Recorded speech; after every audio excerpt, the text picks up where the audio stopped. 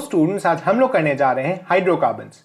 ये पहली बार है कि आपको इतने सारे रिएक्शंस, रिएजेंट्स देखने को मिलेंगे, लेकिन घबराने की जरूरत नहीं है। अगर आप धीरे धीरे इन्हें टाइम देकर याद कर लेते हैं तो ये आपको ज्यादा दिक्कत कॉज नहीं करेगा। इसके साथ ही अगर आप इसी चैप्टर में सभी रिएक्शंस को ढंग से समझ लेते हैं और याद कर लेते हैं तो आपको आगे आने वाले चैप्टर्स में थोड़ी दिक्कत कम होगी। इसके साथ ही जो एग्जाम हम लोग केवीपीवाई की तैयारी कर रहे हैं उसमें ज्यादातर क्वेश्चंस डायरेक्टली रिएक्शन बेस्ड होते हैं, तो मैं आपको रिकमेंड करूंगा कि अभी बिना मैकेनिज्म की चिंता किए सीधे रिएक्शन को याद कर लें। रिएक्शन किस कंडीशन में होता है, कौन से रिएक्टेंट्स लगते हैं, कौन से रिएजेंट्स यूज किए जाते हैं, और डायरेक्टली आपको अगर एग्जाम में क्वेश्चन आएगा तो इसी पर बेस्ड आएगा। मैं गारंटी के साथ कह सकता हूं कि जितने रिएक्शंस मैं आपको आज देने वाला हूं उसके बाहर से आपको थ्योरी इस चैप्टर में नहीं पूछी जाएगी इस एग्जाम के अंदर। तो चलिए शुरू करते हैं। सबसे पहले एल्केन्स। एल्केन्स में हमें पढ़ना है सबसे पहला प्रिपरेशन, किस तरह से इन कंपाउंड्स को, इस क्लास ऑफ कंपाउंड्स को प्रिपेयर किया जाता है। तो इसका प्रिपरेशन सबसे पहले अनसैचुरेटेड हाइड्रोकार्बन से। जैसा हम जानते हैं कि एल्केन्स सैचुरेटेड होते हैं, मतलब इनमें maximum number of hydrogen present होता है जो कि उस कंपाउंड में जुड़ सकता है उन कार्बन्स के साथ। अनसैचुरेटेड हाइड्रोकार्बन्स में एल्कीन्स आते हैं, एल्काइंस आते हैं, उनके बारे में भी हम लोग आगे पढ़ेंगे।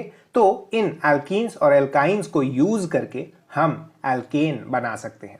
जैसा मैंने आपको बताया, एल्केन में हाइड्रोजन की मैक्सिमम नंबर प्रेजेंट होती है जो कि हो सकती है, एल्कीन्स में उससे थोड़ा कम होता है।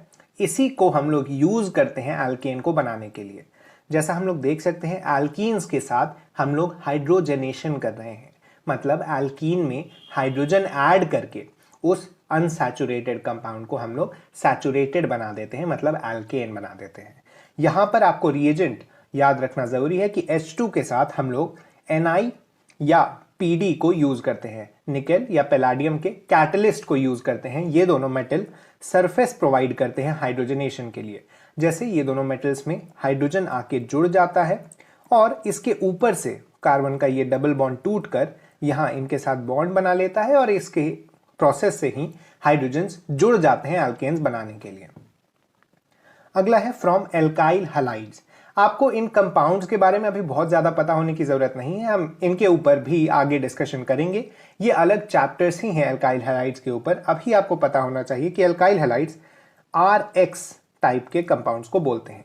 यहां मतलब एक ऑर्गेनिक पार्ट होता है और इससे अगर डायरेक्टली एक X, जहां पर ये हैलोजन है, फ्लोरीन, क्लोरीन, ब्रोमीन या आयोडीन, इसे एल्काइल हैलाइड कहा जाता है। इस एल्काइल हैलाइड को हम लोग अलग अलग तरह से यूज करके बना सकते हैं एल्केन्स। सबसे पहला मेथड है इसको रिड्यूस करके। हम जानते हैं कि रिडक्शन एडिशन ऑफ हाइड्रोजन को बोलते हैं।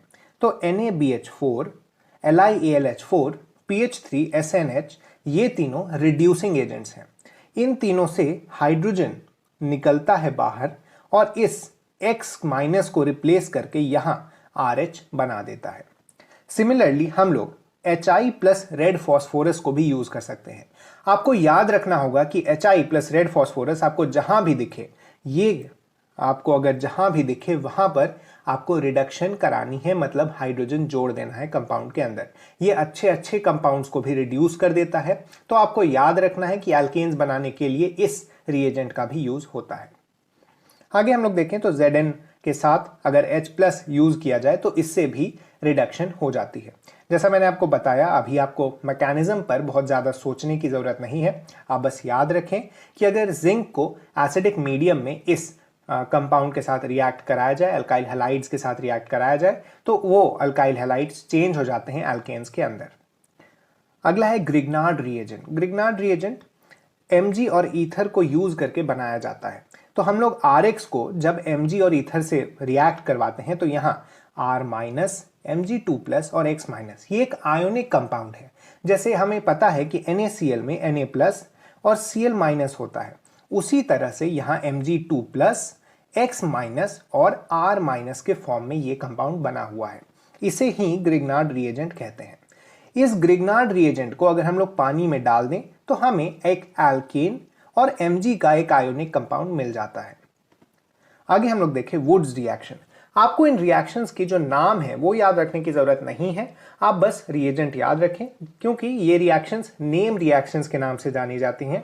और नेम रिएक्शंस के बारे में आपको आगे ज़्यादा पढ़ना होगा, थोड़ा आप जब 12th में जाकर ऑर्गेनिक पढ़ रहे होंगे। लेकिन अभी केवीपीवाई में आपसे नाम नहीं पूछेगा रिएक्शन का, आपको बस पता होना चाहिए कि जब हम लोग RX को Na के साथ रिएक्ट करवाते हैं तो वहाँ RR बन जाता है, जो कि एक एल्केन होता है। Na क्या करता है कि RX का जो X माइनस है उसको लेकर NaX बना देता है। जैसे ऊपर RX जब Mg से रिएक्ट किया था तो Mg2+ होने के कारण यहाँ MgX माइनस बना था, वैसे ही यहाँ Na X माइनस के साथ रिएक्ट करके NaX बना देता है। आगे है कोरे हाउस सिंथेसिस। कोरे हाउस सिंथेसिस भी वुड्स रिएक्शन जैसा ही है। कोरे हाउस सिंथेसिस में क्या होता है, हम पहले लिथियम से रिएक्ट करवाते हैं। लिथियम से रिएक्ट करके ये LiR और LiX बना लेता है। फिर जो LiR वाला पार्ट होता है उसको CuX से फिर रिएक्ट करवाते हैं। इसमें फिर से जैसा हमने ऊपर देखा था ग्रिग्नार्ड रिएजेंट में जैसा बन गया था बीच में इंटरमीडिएट, उसी तरह का R2- Cu+ और Li+ बन जाता है। इस R2 Cu+ Li- को जब हम लोग RX से रिएक्ट करवाते हैं तो 2RR- बन जाता है। तो आपको मेन यहाँ समझने वाली चीज़ क्या है कि अगर आपको RX के साथ Li और फिर Cux रिएक्शन करता हुआ दिखे तो आपको RR- बना देना है। आपको इस तरह से ये रिएक्शन दी हुई होगी। RX सबसे पहले स्टेप में आपको Li, दूसरे स्टेप में Cux और तीसरे स्टेप में मान लीजिए R-X दे देता है। तो आपको कुछ नहीं करना है, यहाँ पर RR- बना देना है। इस तरह से एल्केन का फॉर्मेशन होता है कोरे हाउस सिंथेसिस से। अगला है from carbonyl compounds. Carbonyl compound जैसा मैंने आपको बताया था, Hi+ रेड फॉस्फोरस जहां भी हो आपको रिडक्शन करा देनी है पूरी तरह से। यहां पर भी रिडक्शन कर देता है ये एसिड का। जैसा आपको पता है COOH ग्रुप एसिड ग्रुप होता है और इस एसिड को ये रिड्यूस करके RCH3 मतलब यहां से H2O हटाकर यहां 3 हाइड्रोजन जोड़ देता है। आपको मैंने बताया था कि जहां भी आपको Hi+ रेड फॉस्फोरस मिलेगा आप डायरेक्टली वहां पूरी तरह से रिडक्शन करा दीजिएगा। अगला है कि अगर आपको ऐसा कार्बोनिल कंपाउंड दिया जाए, इसके बारे में आप लोग आगे पढ़ेंगे, कीटोन्स और एल्डिहाइड्स कहते हैं इन्हें अगर ZnHgHCl या NH2NH2KOH से रिएक्ट कराया जाए तो ये भी एल्केन्स दे देते हैं। क्या होता है कि ये जो ऑक्सीजन होता है, ये डबल बॉन्ड ऑक्सीजन है, ये डबल बॉन्ड ऑक्सीजन हट जाता है और इसके बदले 2 हाइड्रोजन एटम्स उससे आकर जुड़ जाते हैं। आपको ये याद रखना है कि इसे ZnHgHCl या फिर NH2NH2KOH अगर दिया हुआ हो तो इसमें आपको एल्केन बना देना है। अगला है डीकार्बोक्सिलेशन। तो डीकार्बोक्सिलेशन करने का पहला मेथड है सोडा लाइम।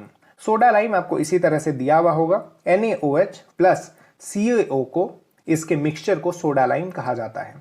इसे अगर आप RCOOH में डालें तो आपको डायरेक्टली RH मिल जाता है। जैसा हम लोग देख सकते हैं RCOH, इसमें से अगर हम लोग COO को हटा दें तो इसे ही डीकार्बोक्सिलेशन कहा जाता है। मतलब -CO2 कर दिया जाए तो डायरेक्टली यहाँ RH बन जाता है। आगे हम लोग देखते हैं कोलबेज इलेक्ट्रोलिसिस। कोलबेज इलेक्ट्रोलिसिस में क्या होता है कि आपको फिर से यहाँ पर RCO- टाइप का कोई कंपाउंड दिया हुआ रहेगा। RCO- यहाँ माइनस के साथ हो सकता है Na+, K+ टाइप की आयंस को जोड़कर आपको दिया जाए, लेकिन अगर इसको इलेक्ट्रोलाइज अगर आप कर दें तो यहाँ से भी COO निकल जाएगा और R दूसरे R के साथ मिलकर RR बना देगा। आगे हम लोग देखें फिजिकल प्रॉपर्टीज एल्केन्स की क्या क्या होती हैं। तो C1 से C4 मतलब एक कार्बन से अगर 4 कार्बन तक हो तो वो कंपाउंड्स गैस होती हैं। C5 से C17 लिक्विड्स और C18 के आगे वो कंपाउंड सॉलिड बन जाती हैं। जैसा हमें पता है कि जितना बड़ा साइज होगा कंपाउंड का उतना ही ज़्यादा वैंडर वाल्स फोर्सेज जो कि वीक फोर्सेज होते हैं वो लगते हैं। उन फोर्सेज के कारण ही ये जो स्टेट में आपको डिफरेंस दिख रहा है वो अराइज होता है। अगला है बॉइलिंग पॉइंट। तो बॉइलिंग पॉइंट जैसे जैसे आप कार्बन का नंबर बढ़ाते हैं बॉइलिंग पॉइंट भी बढ़ता है। जैसा मैंने आपको बताया कि अभी अभी वैंडरवाल फोर्सेस बढ़ती हैं जैसे जैसे कार्बन का नंबर बढ़ता है, क्योंकि साइज बढ़ते जाता है तो वैंडरवाल फोर्सेस जो होती हैं वो भी इंक्रीज करती जाती हैं। इसी इंक्रीज के कारण बॉइलिंग पॉइंट बढ़ जाता है। और अगर ब्रांचिंग बढ़ा दी जाए किसी कंपाउंड में तो बॉइलिंग पॉइंट कम हो जाएगा। मतलब पहले अगर आपके पास 4 कार्बन की सीधी ब्रांच थी तो इसका बॉइलिंग पॉइंट ज़्यादा होगा अगर आपको एक ही कार्बन पर 2 जुड़े हुए हों। मतलब यहाँ पर एक ब्रांच क्रिएट हो गई तो इसका बॉइलिंग पॉइंट कम हो जाएगा। सिमिलर चीज़ें हमें देखने को मिलती हैं डेंसिटी में भी, कि डेंसिटी जैसे जैसे नंबर ऑफ कार्बन्स बढ़ता है डेंसिटी बढ़ती जाती है और ब्रांचिंग के कारण डेंसिटी कम हो जाती है। मेल्टिंग पॉइंट में मास के प्रोपोर्शनल होता है मेल्टिंग पॉइंट। जैसे अगर 4 कार्बन आपको दिए हुए हों और अगर उसके सामने 3 कार्बन हो तो 4 कार्बन वाले का मेल्टिंग पॉइंट हमेशा ज़्यादा होगा 3 कार्बन वाले से। अगला है सॉल्युबिलिटी। तो सॉल्युबिलिटी हमने पढ़ा था पहले कि लाइक डिजॉल्व्स लाइक, मतलब जो पोलर कंपाउंड्स होते हैं वो पोलर सॉल्वेंट में डिजॉल्व होते हैं और जो नॉन पोलर कंपाउंड्स होते हैं वो नॉन पोलर सॉल्वेंट में डिजॉल्व होते हैं। जैसा हम जानते हैं कि हाइड्रोकार्बन्स में पोलैरिटी नहीं होती है। हमने पढ़ा था कि कैसे कार्बन और हाइड्रोजन के इलेक्ट्रोनेगेटिविटीज ऑलमोस्ट सेम होते हैं और हाइड्रोकार्बन्स में ये और कैंसिल हो जाता है इसका इफेक्ट, और इसीलिए ये कंपाउंड्स नॉन पोलर होते हैं और ये डिजॉल्व होते हैं नॉन पोलर सॉल्वेंट्स में। H2O एक पोलर सॉल्वेंट है, इसीलिए ये H2O में डिजॉल्व नहीं होते हैं। अगला हम लोग पढ़ते हैं इनके केमिकल प्रॉपर्टीज। तो सबसे पहला है क्रैकिंग। क्रैकिंग होता है एक जब हम बड़े चेन को छोटे छोटे चेन्स में डिवाइड कर देते हैं, क्रैक कर देते हैं, तो उसे क्रैकिंग कहा जाता है। ये जनरली देखा जाता है जो फ्यूल्स हम यूज करते हैं पेट्रोल डीजल जैसे, वो छोटे छोटे हाइड्रोकार्बन्स में टूट जाते हैं और इसके लिए एक एंटी क्रैकिंग एजेंट डाला जाता है उसके अंदर। आप इसके बारे में थोड़ा और डिटेल में पढ़ेंगे या फिर आपने पढ़ा होगा क्लास 10th में भी कि कैसे एक एंटी क्रैकिंग एजेंट डाला जाता है उस कंपाउंड के अंदर ताकि वो छोटे छोटे हाइड्रोकार्बन्स में डिवाइड ना हो जाए। आगे है हैलोजनेशन। हैलोजनेशन हम कह सकते हैं एल्केन्स के लिए सबसे इंपॉर्टेंट प्रॉपर्टी है। हैलोजनेशन में क्या होता है कि जब भी हम एल्केन्स को इन हैलोजेंस के साथ रिएक्ट करवाते हैं सनलाइट की प्रेजेंस में, H न्यू दिया हुआ हो, ये जनरली रिप्रेजेंट करता है आपके जो इलेक्ट्रोमैग्नेटिक वेव्स हैं उन्हें, तो ये सनलाइट को रिप्रेजेंट करने के लिए यूज होता है। इसे हम लोग हीट की प्रेजेंस में भी कर सकते हैं। अगर आपको हीट दिया हुआ हो ऐसे रिएक्शन के ऊपर तब भी यही रिएक्शन होगी। तो इसमें क्या होता है कि फ्री रेडिकल्स फॉर्म होते हैं। जैसा आपको पता है कि फ्री रेडिकल्स क्या होता है, कार्बन के ऊपर या किसी भी क्लोरीन के ऊपर जब एक इलेक्ट्रॉन अनपेयर्ड इलेक्ट्रॉन बचे इसे फ्री रेडिकल कहा जाता है। तो हाइड्रोजनेशन हैलोजनेशन में क्या होता है कि ऐसे ही फ्री रेडिकल्स फॉर्म हो जाते हैं। और मैं आपको एक चीज़ बताता हूं कि कभी भी अगर एक फ्री रेडिकल फॉर्म हो गया तो वो आगे चलकर बाकी फ्री रेडिकल भी फॉर्म करना चाहेगा। जैसा हम लोग देखते हैं कि सबसे पहले चेन इनिशिएट होता है, यहाँ एक चेन रिएक्शन होती है, मतलब एक रिएक्शन के बाद दूसरी, एक के बाद एक के बाद एक के बाद एक करके रिएक्शंस होती रहती हैं। तो चेन रिएक्शन इनिशिएट होती है क्लोरीन की ये बॉन्ड टूटने से। हमें पता है कि जब दो सिमिलर एटम्स मिलकर एक बॉन्ड बनाते हैं तो वो नॉन पोलर बॉन्ड होती है, मतलब उसके जो इलेक्ट्रॉन्स होते हैं वो इक्वली डिवाइडेड होते हैं। तो जब भी हम इस बॉन्ड को तोड़ेंगे तो दोनों एटम्स एक एक इलेक्ट्रॉन लेकर निकल जाते हैं। इससे बनता है फ्री रेडिकल। ये फ्री रेडिकल आगे एल्केन से रिएक्ट करता है, ये दूसरा फ्री रेडिकल बना देता है यहाँ पर और HCl बना देता है। अब जो दूसरा फ्री रेडिकल बना वो फिर से क्लोरीन से रिएक्ट करता है। जैसा मैंने आपको बताया एक फ्री रेडिकल हर बार कोशिश करेगा दूसरे फ्री रेडिकल को बनाकर उससे रिएक्ट करने का। तो इस फ्री रेडिकल ने इस क्लोरीन की बॉन्ड को तोड़ा और CH3Cl बना दिया और दूसरे फ्री रेडिकल को रिलीज कर दिया।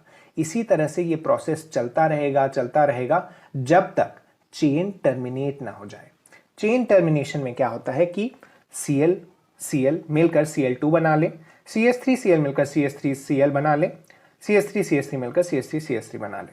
तो हो क्या रहा था देखिए, शुरुआत जब हुई रिएक्शन की तो वहां पर बहुत ज्यादा CH4 और बहुत ज्यादा Cl2 होंगे। अब 2-4 फ्री रेडिकल्स बने, उसके बाद फ्री रेडिकल्स का नंबर बढ़ने लगा।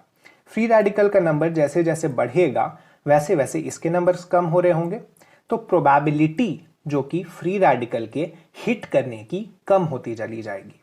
इस तरह से क्या होगा कि जो रिएक्शन आगे जैसे जैसे बढ़ेगी उस रिएक्शन के बढ़ते बढ़ते ये प्रॉपर पूरे कंपाउंड्स कम होते चल जाएंगे और फ्री रेडिकल बढ़ता चला जाएगा। इसी से जब आगे के स्टेजेस में हम लोग पहुंचेंगे तो ये फ्री रेडिकल्स एक दूसरे से रिएक्ट करना शुरू कर जाएंगे और जो चेन रिएक्शन शुरू हुई थी बहुत ही पहले, वो रिएक्शन अब खत्म होने लगेगी टर्मिनेशन वाले स्टेप आने से। हैलोजनेशन में कौन से कार्बन पर हैलोजनेशन होगा, उसके लिए कुछ हम कह सकते हैं कि फैक्टर्स काम करते हैं। तो सबसे पहला प्रोबेबिलिटी फैक्टर और दूसरा रिएक्टिविटी फैक्टर। इसको आपको स्पेशली ध्यान में रखना है जब आप क्लोरीनेशन कर रहे हो। क्लोरीनेशन में देखिए रिएक्टिविटी 3 डिग्री की 5, 2 डिग्री की 3.8 और 1 डिग्री की 1 होती है। यहाँ हम लोग 1 डिग्री को रेफरेंस मानकर इसके प्रपोर्शन में बाकी दो फैक्टर्स बताए हैं। तो रिएक्टिविटी 3 डिग्री की 5 होती है, 2 डिग्री की 3.8 और 1 डिग्री की 1। तो इसके बाद इसे हम प्रोबेबिलिटी के साथ मल्टीप्लाई करके बताते हैं कि आखिर कौन सा कार्बन हाइड्रोजनेट होगा। तो देखिए, जैसे हम लोग यहाँ कह सकते हैं, मान लीजिए यहाँ पर CH3 CH3 और इसके साथ एक और CH3 यहाँ, और यहाँ एक H जुड़ा हुआ है। तो यहाँ हम लोग देख सकते हैं कि टोटल 9 हाइड्रोजन्स ऐसे हैं जो कि 1 डिग्री कार्बन से जुड़े हैं, और एक हाइड्रोजन ऐसा है जो कि 3 डिग्री कार्बन से जुड़ा है। तो यहाँ पर ये तो प्रोबेबिलिटी फैक्टर हो गए कि 9 हाइड्रोजन और 1 हाइड्रोजन। अब हमें इसे रिएक्टिविटी फैक्टर से मल्टीप्लाई करना है। 9 को हम लोग 5 से मल्टीप्लाई करेंगे और 9 को हम लोग 1 से रिएक्ट करेंगे, मल्टीप्लाई करेंगे, और 1 को हम लोग 5 से मल्टीप्लाई करेंगे। तो 9 इंटू 1 9 और 1 इंटू 5 5। तो हम लोग देख सकते हैं कि यहाँ पर क्लोरीनेशन के जो चांसेस होंगे वो 1 डिग्री कार्बन पर होने के ज़्यादा होंगे, क्योंकि 9 तो है, मतलब 9 हाइड्रोजन्स तो हैं 1 डिग्री के, उसे 1 से मल्टीप्लाई करना होगा और दोनों फैक्टर्स को ध्यान में रखते हुए हमें बताना होगा कि किसके साथ रिएक्शन होगी।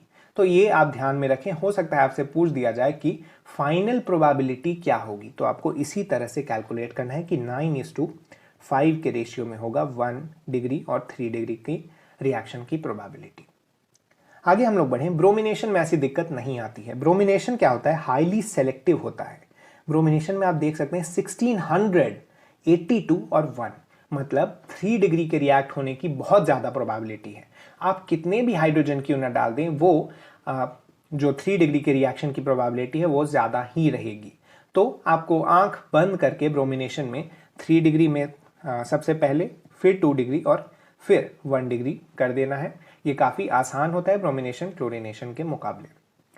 आगे हम लोग देखें NBS। NBS एक रिएजेंट है। NBS भी जब आपको दिया हुआ हो तो आपको ब्रोमिनेशन कराना है, लेकिन बेंजाइलिक और एलाइलिक कार्बन का, मतलब जो बेंजीन रिंग के ऊपर एक कार्बन जुड़ा अगर हुआ हो तो इस कार्बन का ब्रोमिनेशन कराना है, या फिर एलाइलिक ग्रुप के साथ अगर कोई हाइड्रोजन जुड़ा हुआ है तो उस एलाइलिक ग्रुप के साथ वाले हाइड्रोजन को हटाकर वहां ब्रोमीन जोड़ना होगा।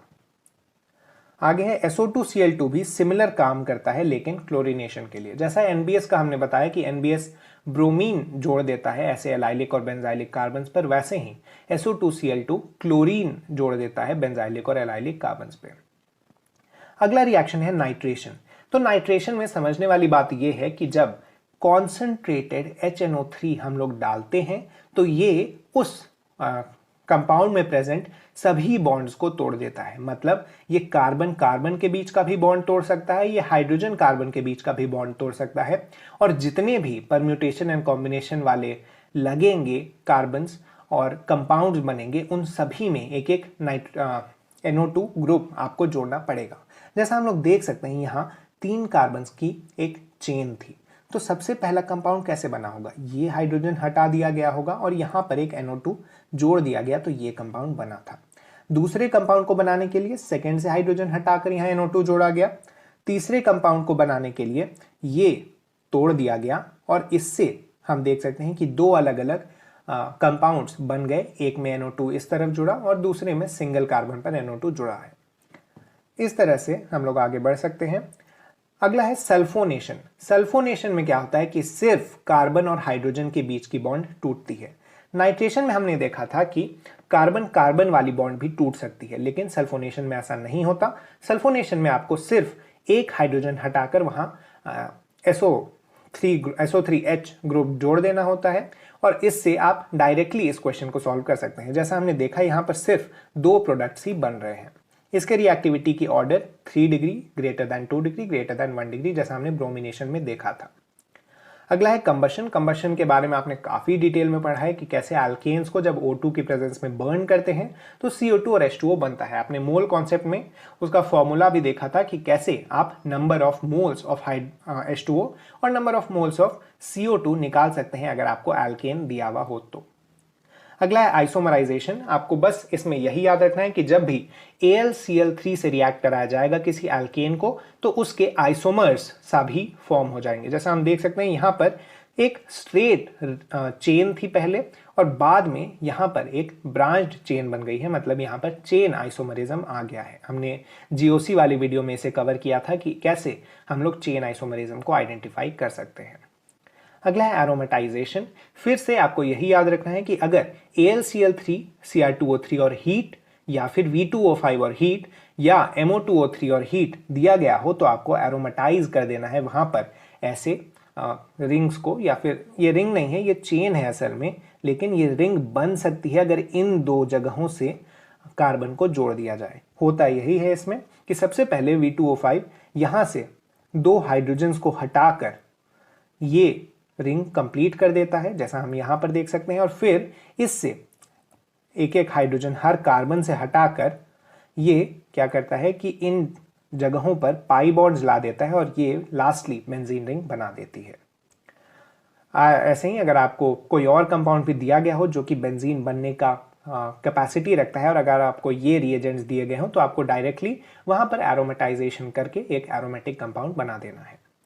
आगे ऑक्सीडेशन यूजिंग KMNO4। ये एल्केन्स में एल्केन्स का ही थोड़ा एक्सटेंडेड पार्ट हम लोग कह सकते हैं कि जब भी बेंजीन रिंग से कुछ भी जुड़ा हुआ हो, बेंजीन रिंग से अगर एक R ग्रुप जुड़ा हुआ हो तो अगर इसे हम लोग KMNO4 से रिएक्ट करवाते हैं तो बनता है एक एसिड जो कि ये होता है। आपको हर बार जब भी आपको KMNO4 basic alkaline KMNO4, hot alkaline KMNO4 या फिर KMNO4 OH- KMNO4 हीट अगर आपको दिया गया हो तो आपको डायरेक्टली इससे ये बना देना है। यहां पर आपको एक चीज याद रखने की जरूरत है कि अगर इस कार्बन पर कोई हाइड्रोजन ना हो, मतलब जो कार्बन अल्फा कार्बन हम लोग कह सकते हैं जो जुड़ा हुआ है बेंजीन रिंग से, उस पर अगर हाइड्रोजन ना हो तो इसका मत कराइएगा रिएक्शन, ये रिएक्ट नहीं करेगा। मतलब इस कार्बन पर कम से कम एक हाइड्रोजन होना जरूरी है इस रिएक्शन को अंजाम देने के लिए। अगला हम लोग आते हैं एल्कीन्स पे। एल्कीन्स में भी फिजिकल प्रॉपर्टीज वही हैं, बॉइलिंग पॉइंट बढ़ता है मास के साथ, स्ट्रेट चेन का ज्यादा होता है ब्रांच चेन से। इसकी प्रिपरेशन में फिर से वही, सबसे पहले इससे ज्यादा अनसैचुरेटेड अल्काइंस में 3 बॉन्ड्स होती हैं 2 कार्बन्स के बीच में, तो हम लोग एल्काइंस को हाइड्रोजन देकर एल्कीन बना सकते हैं। लेकिन हमने पढ़ा था कि अगर हम हाइड्रोजन देते चले जाएंगे तो एल्केन बन जाएगा, क्योंकि हाइड्रोजन तो जुड़ना चाहेगा ही उस कंपाउंड में, तो हमें उस प्रोसेस को थोड़ा धीरे करना होगा, थोड़ा रोकना पड़ेगा। उसी के लिए हम लोग स्पेशल रिएजेंट यहाँ यूज करते हैं, PDBaSO4 H2 क्विनोलीन या फिर सल्फर के प्रेजेंस में। ये काफी इंपॉर्टेंट है और मैं आपको कह सकता हूं कि करीब 50% चांस अगर इस चैप्टर से कोई क्वेश्चन आएगा तो वो यही होगा। आपको एल्कीन को हाइड्रोजनेट करके अगर अल्काइन को हाइड्रोजनेट करके अगर एल्कीन बनाना है तो उसके लिए आप ये रिएजेंट यूज करते हैं PDBaSO4 H2 क्विनोलीन या सल्फर की प्रेजेंट में। इसे लिंडलार कैटलिस्ट कहते हैं। आपसे जैसे मैंने आपको बताया नाम नहीं पूछा जाएगा, लेकिन आपको पता होना चाहिए, काफी बेसिक सी इंफॉर्मेशन है कि लिंडलार कैटलिस्ट यूज करके हम लोग एल्काइन को एल्कीन में बना सकते हैं। ये जो एल्कीन बनता है वो सिस एल्कीन बनता है, लेकिन अगर आपको ट्रांस एल्कीन बनाना है तो फिर आपको Na in liquid NH3 use करना होता है। Na इन लिक्विड NH3 जब आप यूज करते हैं तो इसमें ट्रांस एल्कीन बनता है। हमने डिस्कशन किया था कैसे सिस और ट्रांस एल्कीन्स जो होते हैं वो एक दूसरे का आइसोमर्स होते हैं, और उसके बारे में भी हमने लास्ट वीडियो में डिस्कस किया था, आप उसे भी जाकर एक बार रिवाइज कर सकते हैं। अगला है बर्च रिडक्शन। बर्च रिडक्शन में क्या होता है कि जब हम लोग किसी बेंजीन रिंग को NaNH3 की solution, Na plus liquid NH3 के सॉल्यूशन में डालते हैं तो उसमें कुछ चेंजेस आ जाते हैं और वो एरोमेटिसिटी लूज कर देता है। यहाँ पे आप देख सकते हैं कि एक एरोमेटिक रिंग जिसमें 6 पाई इलेक्ट्रॉन्स थे और सभी कॉन्जुगेशन में थे, लेकिन यहाँ जो बना है लास्ट कंपाउंड वो उसमें रेजोनेंस भी खत्म हो चुकी है, एरोमेटिसिटी भी खत्म, और पाई बॉन्ड्स कॉन्जुगेटेड भी नहीं रहे।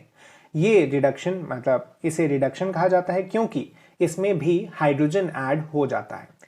एक और चीज है यहाँ पर कि अगर आपके पास कोई इलेक्ट्रॉन रिलीजिंग ग्रुप है तो उसके पास वाले पाई बॉन्ड पर रिडक्शन नहीं होगा। मतलब आप देख सकते हैं यहाँ पर जो पाई बॉन्ड था, जो जुड़ा हुआ था, वो पाई बॉन्ड अभी भी जुड़ा हुआ है, लेकिन अगर इलेक्ट्रॉन विड्रॉइंग ग्रुप है तो मस्ट है कि उसके पास वाले पाई बॉन्ड पर ही होगा। देख सकते हैं आप लोग, यहाँ पर जो पाई बॉन्ड इसके साथ जुड़ा हुआ था वो पाई बॉन्ड अब गायब है। तो आपको ये चीजें याद रखनी है बर्च रिडक्शन के बारे में। हो सकता है आपसे ये पूछ लिया जाए। आगे है एल्काइल हैलाइड्स। तो जैसा हमने देखा था कि एल्काइल हैलाइड से एल्केन्स कैसे बनाते थे, वैसे ही एल्काइल हैलाइड से हम लोग एल्कीन भी बना सकते हैं। तो सबसे पहले अगर आपके पास एक एल्काइल हैलाइड दिया हुआ है तो उसे हम लोग RO Na+ और ROH के प्रेजेंस में, मतलब ROH हम लोग जानते हैं कि अल्कोहल होता है, तो अल्कोहल के साथ अगर हम लोग उसका एनायन भी ले लें तो इसके प्रेजेंस में यहाँ से HX निकल जाता है। आप देख सकते हैं यहाँ से X और इसके बगल वाले कंपाउंड से अगर हम लोग एक H निकाल दें तो यहाँ पर डबल बॉन्ड आ जाएगी। यहाँ पर CH2X था, CH2 बचा, और यहाँ CH2 था तो बस CH बचा, और इन दोनों के बीच एक डबल बॉन्ड आ जाती है जिसे एल्कीन हम कह सकते हैं। इसे डीहाइड्रोहैलोजनेशन कहते हैं अल्कोहलिक KOH के प्रेजेंस में। तो जैसा आप लोग जानते हैं कि मैंने आपको बताया कि अल्कोहल और अगर वो अनायन हो तो उसके प्रेजेंस में ये डीहाइड्रोहैलोजनेशन हो सकती है। ये रिएजेंट आपको याद रखना ही चाहिए क्योंकि इससे भी क्वेश्चन आने के चांसेस हैं, और ये रिएजेंट आप देखते ही पहचान सकते हैं कि क्या प्रोडक्ट बनेगा। आगे है लीविंग टेंडेंसी। तो जैसा हम लोग जानते हैं कि F- की कम, फिर Cl-, फिर Br- और फिर -I- की लीविंग टेंडेंसी होती है। आपको पता है कि जो बॉन्ड होता है RI बॉन्ड है, ये बॉन्ड वीक होता है क्योंकि इसका जो साइज होता है वो ज़्यादा बड़ा होता है F से। तो ये बड़े साइज होने के कारण जो बॉन्ड बनती है ये वाली, वो वीक हो जाती है, और इसीलिए I- निकल जाना चाहता है उस कंपाउंड से ज़्यादा आसानी से। आगे है डाई हैलाइड्स। तो डाई हैलाइड्स को भी हम लोग एल्कीन्स में कन्वर्ट कर सकते हैं Zn और हीट के प्रेजेंस में, या फिर Na और एसीटोन के प्रेजेंस में। आप एक पेन और पेपर लेकर इन रिएक्शंस की सिर्फ रिएजेंट्स को याद रखने की कोशिश करें। मैं कोशिश करूंगा कि एक माइंड मैप टाइप का भी आपको प्रोवाइड कर दूं कुछ आने वाले समय में, लेकिन अभी के लिए आप याद रखें कि जब भी Zn और हीट या फिर Na+ एसीटोन को हम लोग डालते हैं तो उसमें डाई हैलाइड्स कन्वर्ट हो जाते हैं एल्कीन्स में। किस तरह से कन्वर्ट होते हैं? तो जेमिनल डाई हैलाइड क्या होता है कि जब भी एक कार्बन पर ही 2 हैलाइड ग्रुप जुड़े हुए हों तो उसे जेमिनल डाई हैलाइड, अगर आसपास वाले कार्बन पर 2 हैलोजन ग्रुप्स जुड़े हैं तो उसे विसिनिटी में होने के कारण उसे विसिनल डाइहैलाइड कहा जाता है, और अगर बीच में ज्यादा नंबर ऑफ कार्बन्स हैं तो उसे पॉलीमिथाइलीन डाइहैलाइड कहा जाता है। इसमें जब रिएक्शन होती है तो जेमिनल में क्या होता है, मान लीजिए यहाँ पे X, यहाँ पे X, ऐसे ही एक और जेमिनल डाइहैलाइड हम लोग ले लेते हैं, और यहाँ से ये पूरा ग्रुप हट जाता है Zn के साथ मिलकर, और जो बचता है वो आपस में एक डबल बॉन्ड बना लेता है। विसिनल में क्या होता है कि यहां पर मान लीजिए 2 ग्रुप्स जुड़े हुए थे हैलाइड के, तो ये ग्रुप हट जाता है Zn के साथ मिलकर, और यहां पर एक डबल बॉन्ड आ जाती है। पॉलीमिथाइलीन में क्या होता है कि ये हटने के साथ ये दोनों कार्बन्स एक दूसरे से जुड़ते हैं, तो यहां पर एक साइक्लिक चेन बन जाती है। आगे हम लोग बढ़ते हैं dehydration of alcohols. Dehydration of alcohols के लिए आपको स्पेसिफिकली रिएजेंट्स याद रखने हैं, और अगर आपको एक अल्कोहल दिया गया हो तो आप सीधे उसे डिहाइड्रेट करके एक एल्कीन बना दें। सबसे पहला है H2SO4 heat, H3PO4 heat, NaHSO4 heat, P2O5, POCl3, Al2O3। आप क्या करें कि इन तीनों को याद रख लें। एसिडिक प्रॉपर्टीज होने के कारण अगर हम किसी एसिड के साथ हीट प्रोवाइड करें एक अल्कोहल के सॉल्यूशन में तो वो एल्कीन बना देगा, और इन तीनों को भी आप याद रख सकते हैं। ये तीनों रिएजेंट्स आपसे इस एग्जाम में काफ़ी ज़्यादा इंपॉर्टेंट नहीं है, लेकिन आप फ्यूचर रेफरेंस के लिए इन तीनों को याद रख सकते हैं, P2O5, POCl3, Al2O3 को। आगे है विटिग रिएक्शन। विटिग रिएक्शन में क्या होता है कि हमने ऊपर पढ़ा था कीटोन और एल्डिहाइड जैसे जो कंपाउंड्स होते हैं R, C, double bond O और R डैश जुड़ा हुआ। अगर उसे हम P डबल बॉन्ड C के साथ रिएक्ट करवाते हैं, उसके साथ बाकी ग्रुप्स भी जुड़े हुए हैं, तो यहाँ पर आपको सिर्फ ये ऑक्सीजन निकालना है इस कंपाउंड से, और यहाँ से P और उसके साथ जुड़े हुए ग्रुप्स को निकालना है, और जो बचता है R C R डैश और इधर C R1 R2, इन दोनों को डबल बॉन्ड से जोड़ देना है। सॉरी, इसके साथ जो निकलता है साथ में वो ये ही ग्रुप होता है, P के साथ double bond O, R3 R4 और R5। ये बाई प्रोडक्ट होता है इस रिएक्शन का। बाई प्रोडक्ट्स ज़रूरी नहीं होते हैं, आपको बस मेजर प्रोडक्ट याद रखना है कि अगर हम ऐसा रिएक्शन कराएंगे तो हमें एक एल्कीन मिल जाएगा। फिर से आपको विटिक रिएक्शन का नाम याद रखने की ज़रूरत नहीं है, बस आप याद रखें कि इस रिएक्शन के थ्रू हम लोग एल्कीन्स का प्रिपरेशन करते हैं। अगला हॉफमैन एग्जॉस्टिव मिथाइलेशन। तो फिर से आपको रिएक्शन मैकेनिज्म याद रखने की ज़रूरत नहीं है, आप बस याद रखें कि जब भी ऐसा NH2 ग्रुप जुड़ा हुआ हो तो हम इसे CH3 से रिएक्ट करवा के इस तरह का ग्रुप बना सकते हैं। अगर हम इसे मॉइस्ट Ag2O से रिएक्ट करवाएंगे तो हमें फिर से एल्कीन मिल जाएगा।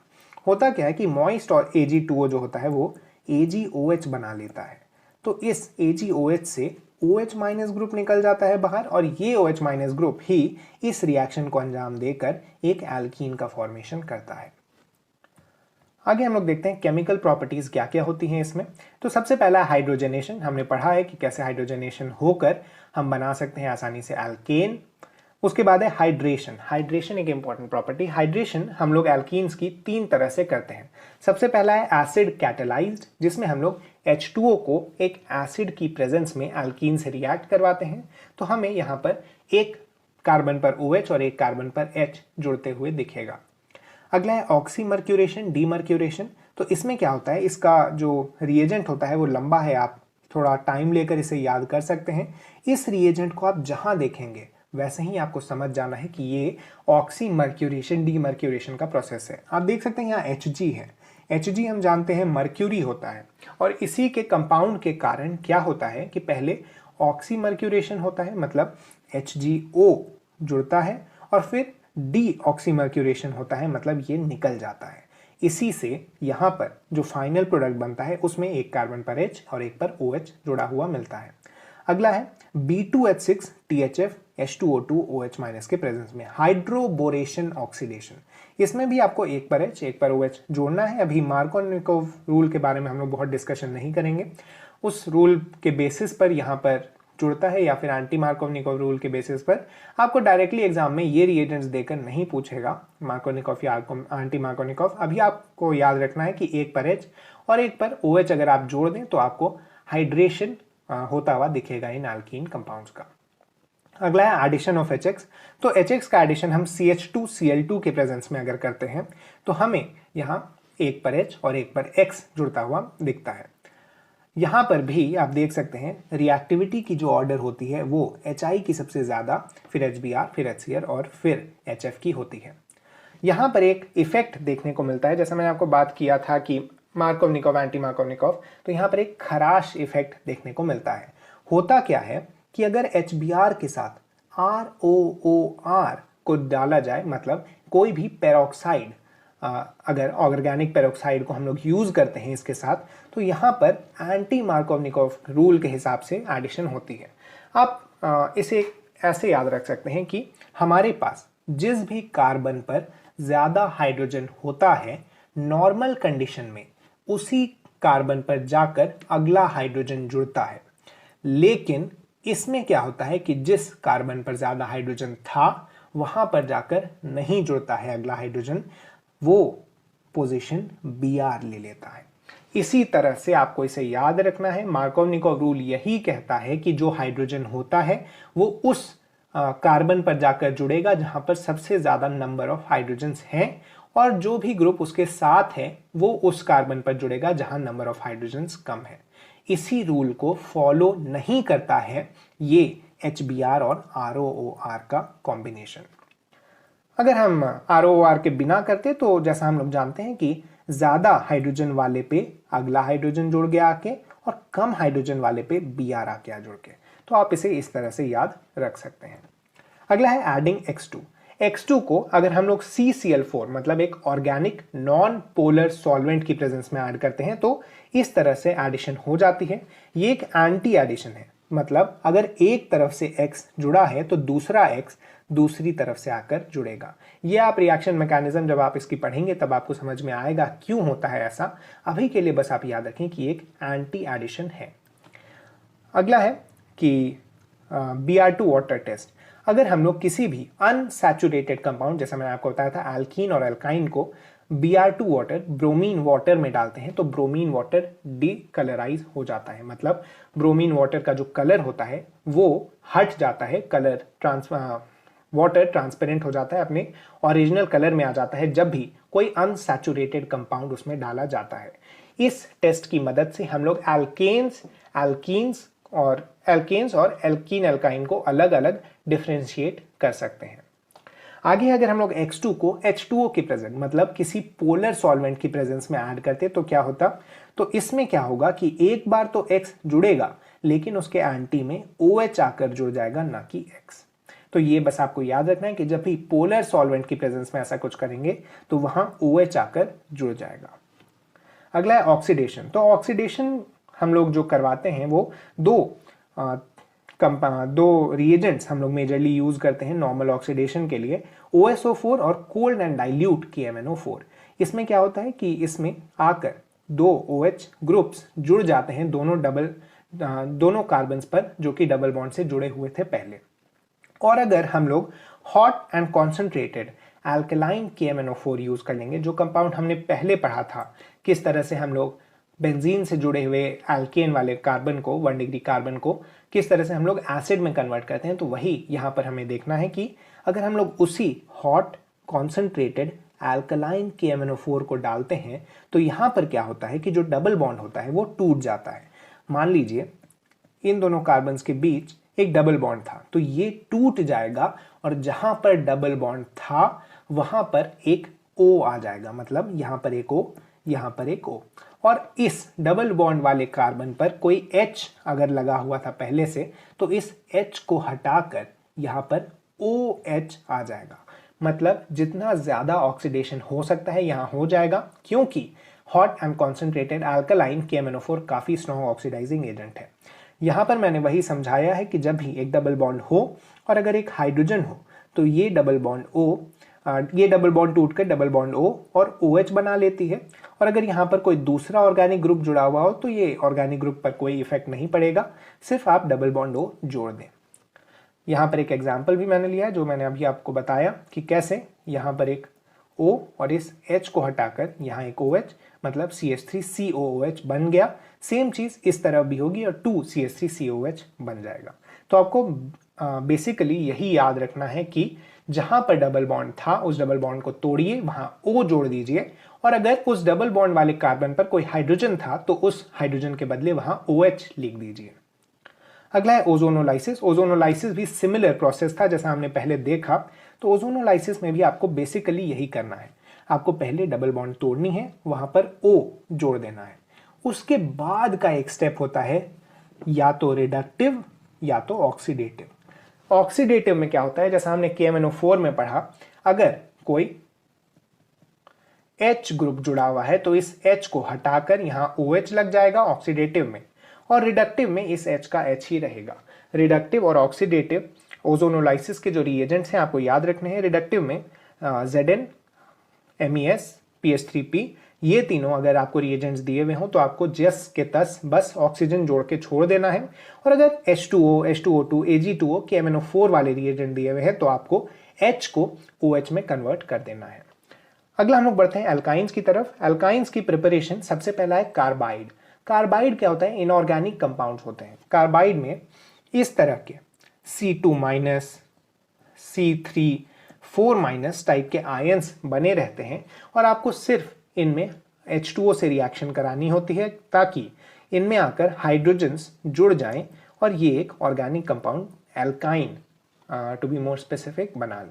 यहाँ हम लोग देख सकते हैं अगर CH2 को हम लोग 2H2O से रिएक्ट कराएं तो यहाँ HC ट्रिपल बॉन्ड CH बनाएगा और CaOH होल ट्वाइस अलग हो जाएगा। सिमिलरली Mg के साथ भी MgOH होल ट्वाइस अलग हो जाएगा और यहाँ पर ये कंपाउंड बन जाएगा। आगे हम लोग देखें डाई हैलाइड से, डाई हैलाइड्स को इस बार अल्कलाइन KOH जैसा हमने पढ़ा था यहां पर एल्कीन में कन्वर्ट कर देगा। अगर हमें एल्कीन को एल्काइन में कन्वर्ट करना है तो हमें थोड़ा और पावरफुल रिएजेंट चाहिए होता है और उसका काम करता है NaNH2। आप याद रखें, आपको अगर डाई हैलाइड के साथ NaNH2 दिया हो तो आप सीधे उसको एल्काइन बना दें। NaNH2 के आगे भी कुछ रिएक्शंस होते हैं, तो आप याद रखें कि आपको जब भी डाई हैलाइड और NaNH2 दिया हुआ हो तो आप उसे डायरेक्टली एल्काइन में कन्वर्ट कर दें। आगे है टेट्राहाइलाइड्स। टेट्राहाइलाइड्स को Zn हीट या NaI एसीटोन जैसा हमने पहले रिएक्शन पढ़ा था वो हैलाइड्स को हटा देते हैं, तो इस तरह से एल्काइन बनाया जा सकता है। कोलबेज इलेक्ट्रोलिसिस, कोलबेज इलेक्ट्रोलिसिस में अगर हमारे पास इस तरह से CH में डबल बॉन्ड CH और यहाँ पर CO- वाला ग्रुप हो तो यहाँ से वही CO हट जाता है और यहाँ पर एक ट्रिपल बॉन्ड आ जाता है उसके बदले। अगला है केमिकल प्रॉपर्टीज। केमिकल प्रॉपर्टीज, सबसे पहला हाइड्रोजनेशन हमने पढ़ा कि दो तरह से होता है, एक BaSO4PD क्विनोलिन या सल्फर के प्रेजेंस में, या एक Na और लिक्विड NH3 के प्रेजेंस में, तो कैसे हम लोग एल्कीन बना सकते हैं और अगर उस रिएक्शन को और आगे तक चलने दिया जाए तो उस रिएक्शन से हम एल्केन भी बना सकते हैं। उसके बाद है एडिंग HX। अगर किसी कंपाउंड पे हम लोग HX डाल रहे हैं तो जो उसका X ग्रुप होगा वो सेम ही जगह पर आकर जुड़ेगा। जैसा हम लोग देख सकते हैं यहाँ पर अगर पहला X आकर इस कार्बन पर जुड़ा है तो दूसरा X भी आकर इसी कार्बन पर जुड़ेगा, जैसा हम लोग इस फाइनल कंपाउंड में देख सकते हैं। यहाँ पर भी खराश इफेक्ट होता है, अगर HBr और ROOR लिया जाए तो यहाँ इस ही कार्बन पर दोनों Br आके, जो कि एंटी मार्कोनिकोव कार्बन रूल के हिसाब से होगा, तो उस कार्बन पर आकर दोनों Br जुड़ जाएंगे। अगला है एडिंग X2। X2 ऐड होता है वैसे ही एंटी एडिशन से और ये भी Br2 वाटर टेस्ट देता है। अगला है एडिंग H2O। H2O ऐड करने के लिए आपको बस यहाँ याद रखना है, सिमिलर है सब कुछ एल्कीन्स की तरह, यहाँ पर बस आपको याद रखना है कि एक और रिएजेंट HgSO4 चाहिए हमें एसिड कैटेलाइज्ड हाइड्रेशन के लिए। और अगर हमें हाइड्रोबोरेशन कराना है तो यहाँ इस बार SiA2BH यूज करते हैं। अभी के लिए आप बस याद रख लें इन रिएजेंट्स का नाम, आपको पर्पस आगे चलकर पता चल जाएगा। होता क्या है कि ये जो रिएक्शन हम एल्कीन्स में करा रहे थे रिएजेंट लेकर, वो फीजिबल नहीं होती है एल्काइंस के केस में, इसीलिए यहाँ पर हम लोग नया रिएजेंट लेते हैं SiA2BH। ये सेकेंडरी आइसोअमाइल होता है, इसी से सेकेंडरी आइसोअमाइल से ही SiA आया है और ये इस तरह का दिखता है। आगे है ऑक्सीडेशन। तो इसकी ऑक्सीडेशन भी वैसे ही सिमिलर है। यहाँ पर भी आपको एक, मतलब मान लीजिए यहाँ 3 बॉन्ड्स हैं तो आपको 2 बॉन्ड तोड़ने हैं और उसके बदले एक ऑक्सीजन लगा देना है। यहाँ हम लोग देख सकते हैं OSO4 को अगर हम लोग यहाँ लगाएंगे तो ऑक्सीडेशन में क्या हो रहा था कि OH जुड़ जा रहे थे, तो वहीं पर हमें ये इस तरफ भी करना है CH3C CH OH OH OH और OH। किसी भी कंपाउंड पर अभी आप याद रख लीजिए कि 2 OH ग्रुप्स स्टेबल नहीं होते हैं। 2 OH ग्रुप अगर आपको एक कार्बन पर कभी भी मिले तो आप वहां से एक H2O निकाल ही दें। ये H और ये OH मिलकर H2O बना लेंगे और ये डबल बॉन्ड ऑक्सीजन यहाँ से जुड़ जाएगा। सिमिलरली ये OH और H हट जाएंगे और यहाँ डबल बॉन्ड कार्बन पर आकर ऑक्सीजन के साथ जुड़ जाएगा। आपको ये याद रखना है, ये काफी इंपॉर्टेंट है। आपको क्या करना है, एक डबल बॉन्ड तोड़नी है और उसके बदले ऑक्सीजन जोड़ देने हैं आपको दोनों कार्बन पर डबल बॉन्ड लगाकर। ओजोनोलाइसिस भी सिमिलर, वैसे ही आपको तोड़ना है एक डबल बॉन्ड को और उसके बदले वहां पर ऑक्सीजन कनेक्ट कर देनी है। इसी के साथ ये चैप्टर खत्म हुआ। हाइड्रोकार्बन्स हमने पूरी डिटेल में कवर किया है और इसके बाहर से कोई भी क्वेश्चन नहीं आएगा। मैं कोशिश करूंगा कि आपको एक माइंड मैप टाइप का या फिर एक शॉर्ट नोट्स टाइप का दे दूं जल्द ही, और इसके क्वेश्चंस भी हम लोग कुछ दिनों में प्रैक्टिस करेंगे। लेकिन आप कोशिश करें कि इसकी थ्योरी को जल्द से जल्द याद कर लें और जितनी बार हो सके इसे रिवाइज करें। इसके साथ ही स्टूडेंट्स, आज हम लोग करने जा रहे हैं थर्मोडायनेमिक्स और थर्मोकेमिस्ट्री। यहाँ पर आपको फिजिक्स से रिलेटेड बहुत सारी चीजें मिलेंगी थर्मोडायनेमिक्स में, लेकिन कुछ एक्स्ट्रा चीजें भी हमें यहाँ पढ़नी रहती हैं और कुछ डिफरेंस भी यहाँ देखने को मिलता है केमिस्ट्री में जब हम रिएक्शंस के बारे में बात करते हैं। तो थर्मोकेमिस्ट्री में बेसिकली हमें जो चीजें पढ़नी है वो आपको आगे चल के भी जब आप ऑर्गेनिक और इनऑर्गेनिक केमिस्ट्री पढ़ेंगे तो वहां पर भी काम आने वाली है। तो ये chapter one of the most important chapters है केमिस्ट्री का और आपको इसके सभी कॉन्सेप्ट्स पूरी तरह से क्लियर होने चाहिए। चलिए शुरू करते हैं। सबसे पहले थर्मोडायनेमिक्स में हम लोग सिस्टम और सराउंडिंग के बीच जो डिफरेंस होता है सिस्टम सराउंडिंग को सेपरेट करती हुई बाउंड्री, और कितने तरह के सिस्टम्स होते हैं उस बारे में बात करते हैं। तो सिस्टम बेसिकली हम लोग 3 तरह से डिवाइड करते हैं। एक होता है ओपन, जहां पर एनर्जी और मैटर दोनों का एक्सचेंज होता है। एक होता है क्लोज, जहां पर एनर्जी की एक्सचेंज तो होता है लेकिन मैटर एक्सचेंज नहीं होता। एक होता है आइसोलेटेड, जहां पर एनर्जी और मैटर दोनों ही एक्सचेंज नहीं होते हैं। क्लोज सिस्टम बहुत बार लोगों को समझने में थोड़ी दिक्कत आती है, तो आप इसे इस तरह से समझ सकते हैं कि मान लीजिए हमने एक कंटेनर लिया जिसके वॉल्स इंसुलेटिंग नहीं है, मतलब कंडक्ट कर सकते हैं हीट। हमने उस कंटेनर को ऊपर से इस तरह एक प्लेट रखकर या फिर किसी भी चीज को रखकर बंद कर दिया, तो अब यहां से कोई भी मैटर बाहर नहीं जा सकता और कोई भी मैटर अंदर नहीं आ सकता। लेकिन हीट एक्सचेंज यहां पर अभी भी पॉसिबल है इस वॉल्स के थ्रू, या फिर अगर हम लोग यहाँ पर कोई हीटिंग डिवाइस डाल दें तो उसके थ्रू भी ये कंटेनर के अंदर का मैटर को हम लोग हीट कर सकते हैं। तो यहाँ पर एनर्जी का ट्रांसफर पॉसिबल है लेकिन मैटर का ट्रांसफर पॉसिबल नहीं है। आगे हम लोग देखें एनर्जी एक्सचेंज किस किस तरह से होता है। तो बेसिकली हीट और वर्क 2 तरह से हो सकता है। हीट और वर्क में कभी कभी डिफरेंस लगा पाना मुश्किल हो जाता है, तो आप इसे इस तरह से समझ सकते हैं कि जब भी हीट के फॉर्म में एनर्जी एक्सचेंज होगी तो वहां पर टेम्परेचर डिफरेंस एग्जिस्ट करेगा, मतलब सराउंडिंग और मैटर के बीच में एक टेम्परेचर डिफरेंस होता होगा और उसमें कोई डिवाइस यूज होता होगा हीट के एक्सचेंज के लिए। आपने हीट एक्सचेंज के बारे में फिजिक्स में भी पढ़ा है कि कैसे रेडिएशन, कंडक्शन, कन्वेक्शन, इन तरह से हीट का एक्सचेंज होता है। वो सारी चीजें यहाँ पर अप्लाई हो सकती हैं, लेकिन मेन चीज आपको याद रखने का ये है कि टेम्परेचर डिफरेंस एग्जिस्ट करेगा जब भी हीट के फॉर्म में एनर्जी एक्सचेंज होगी तब। अगला है इंट्रिंसिक और एक्सट्रिंसिक प्रॉपर्टीज। तो इंट्रिंसिक प्रॉपर्टीज उन प्रॉपर्टीज को कहते हैं जो कि अमाउंट ऑफ मैटर पर डिपेंड नहीं करती। इसके एग्जांपल्स होते हैं boiling point, pressure, density, molarity. Extrinsic property ऐसी प्रॉपर्टीज होती हैं जो अमाउंट ऑफ मैटर पर डिपेंड करती हैं, जैसे मास, वॉल्यूम, मोल्स। इनका डिफरेंस आप किस तरह से निकाल सकते हैं कि जितने भी इंट्रिंसिक प्रॉपर्टीज होती हैं वो नॉन एडिटिव होती हैं, जबकि एक्सट्रिंसिक प्रॉपर्टीज एडिटिव होती हैं। इसको हम लोग समझ कैसे सकते हैं। मान लीजिए हमारे पास 2 कंटेनर्स हैं, दोनों में ही 50 बार और 50 बार प्रेशर पर एक लिक्विड या एक गैस एग्जिस्ट कर रहा है। हमने एक बड़े कंटेनर में इन दोनों के मटेरियल्स को ट्रांसफर कर दिया, तो क्या यहां का प्रेशर भी 50 बार रहेगा? ऐसा हम गारंटी के साथ नहीं कर सकते।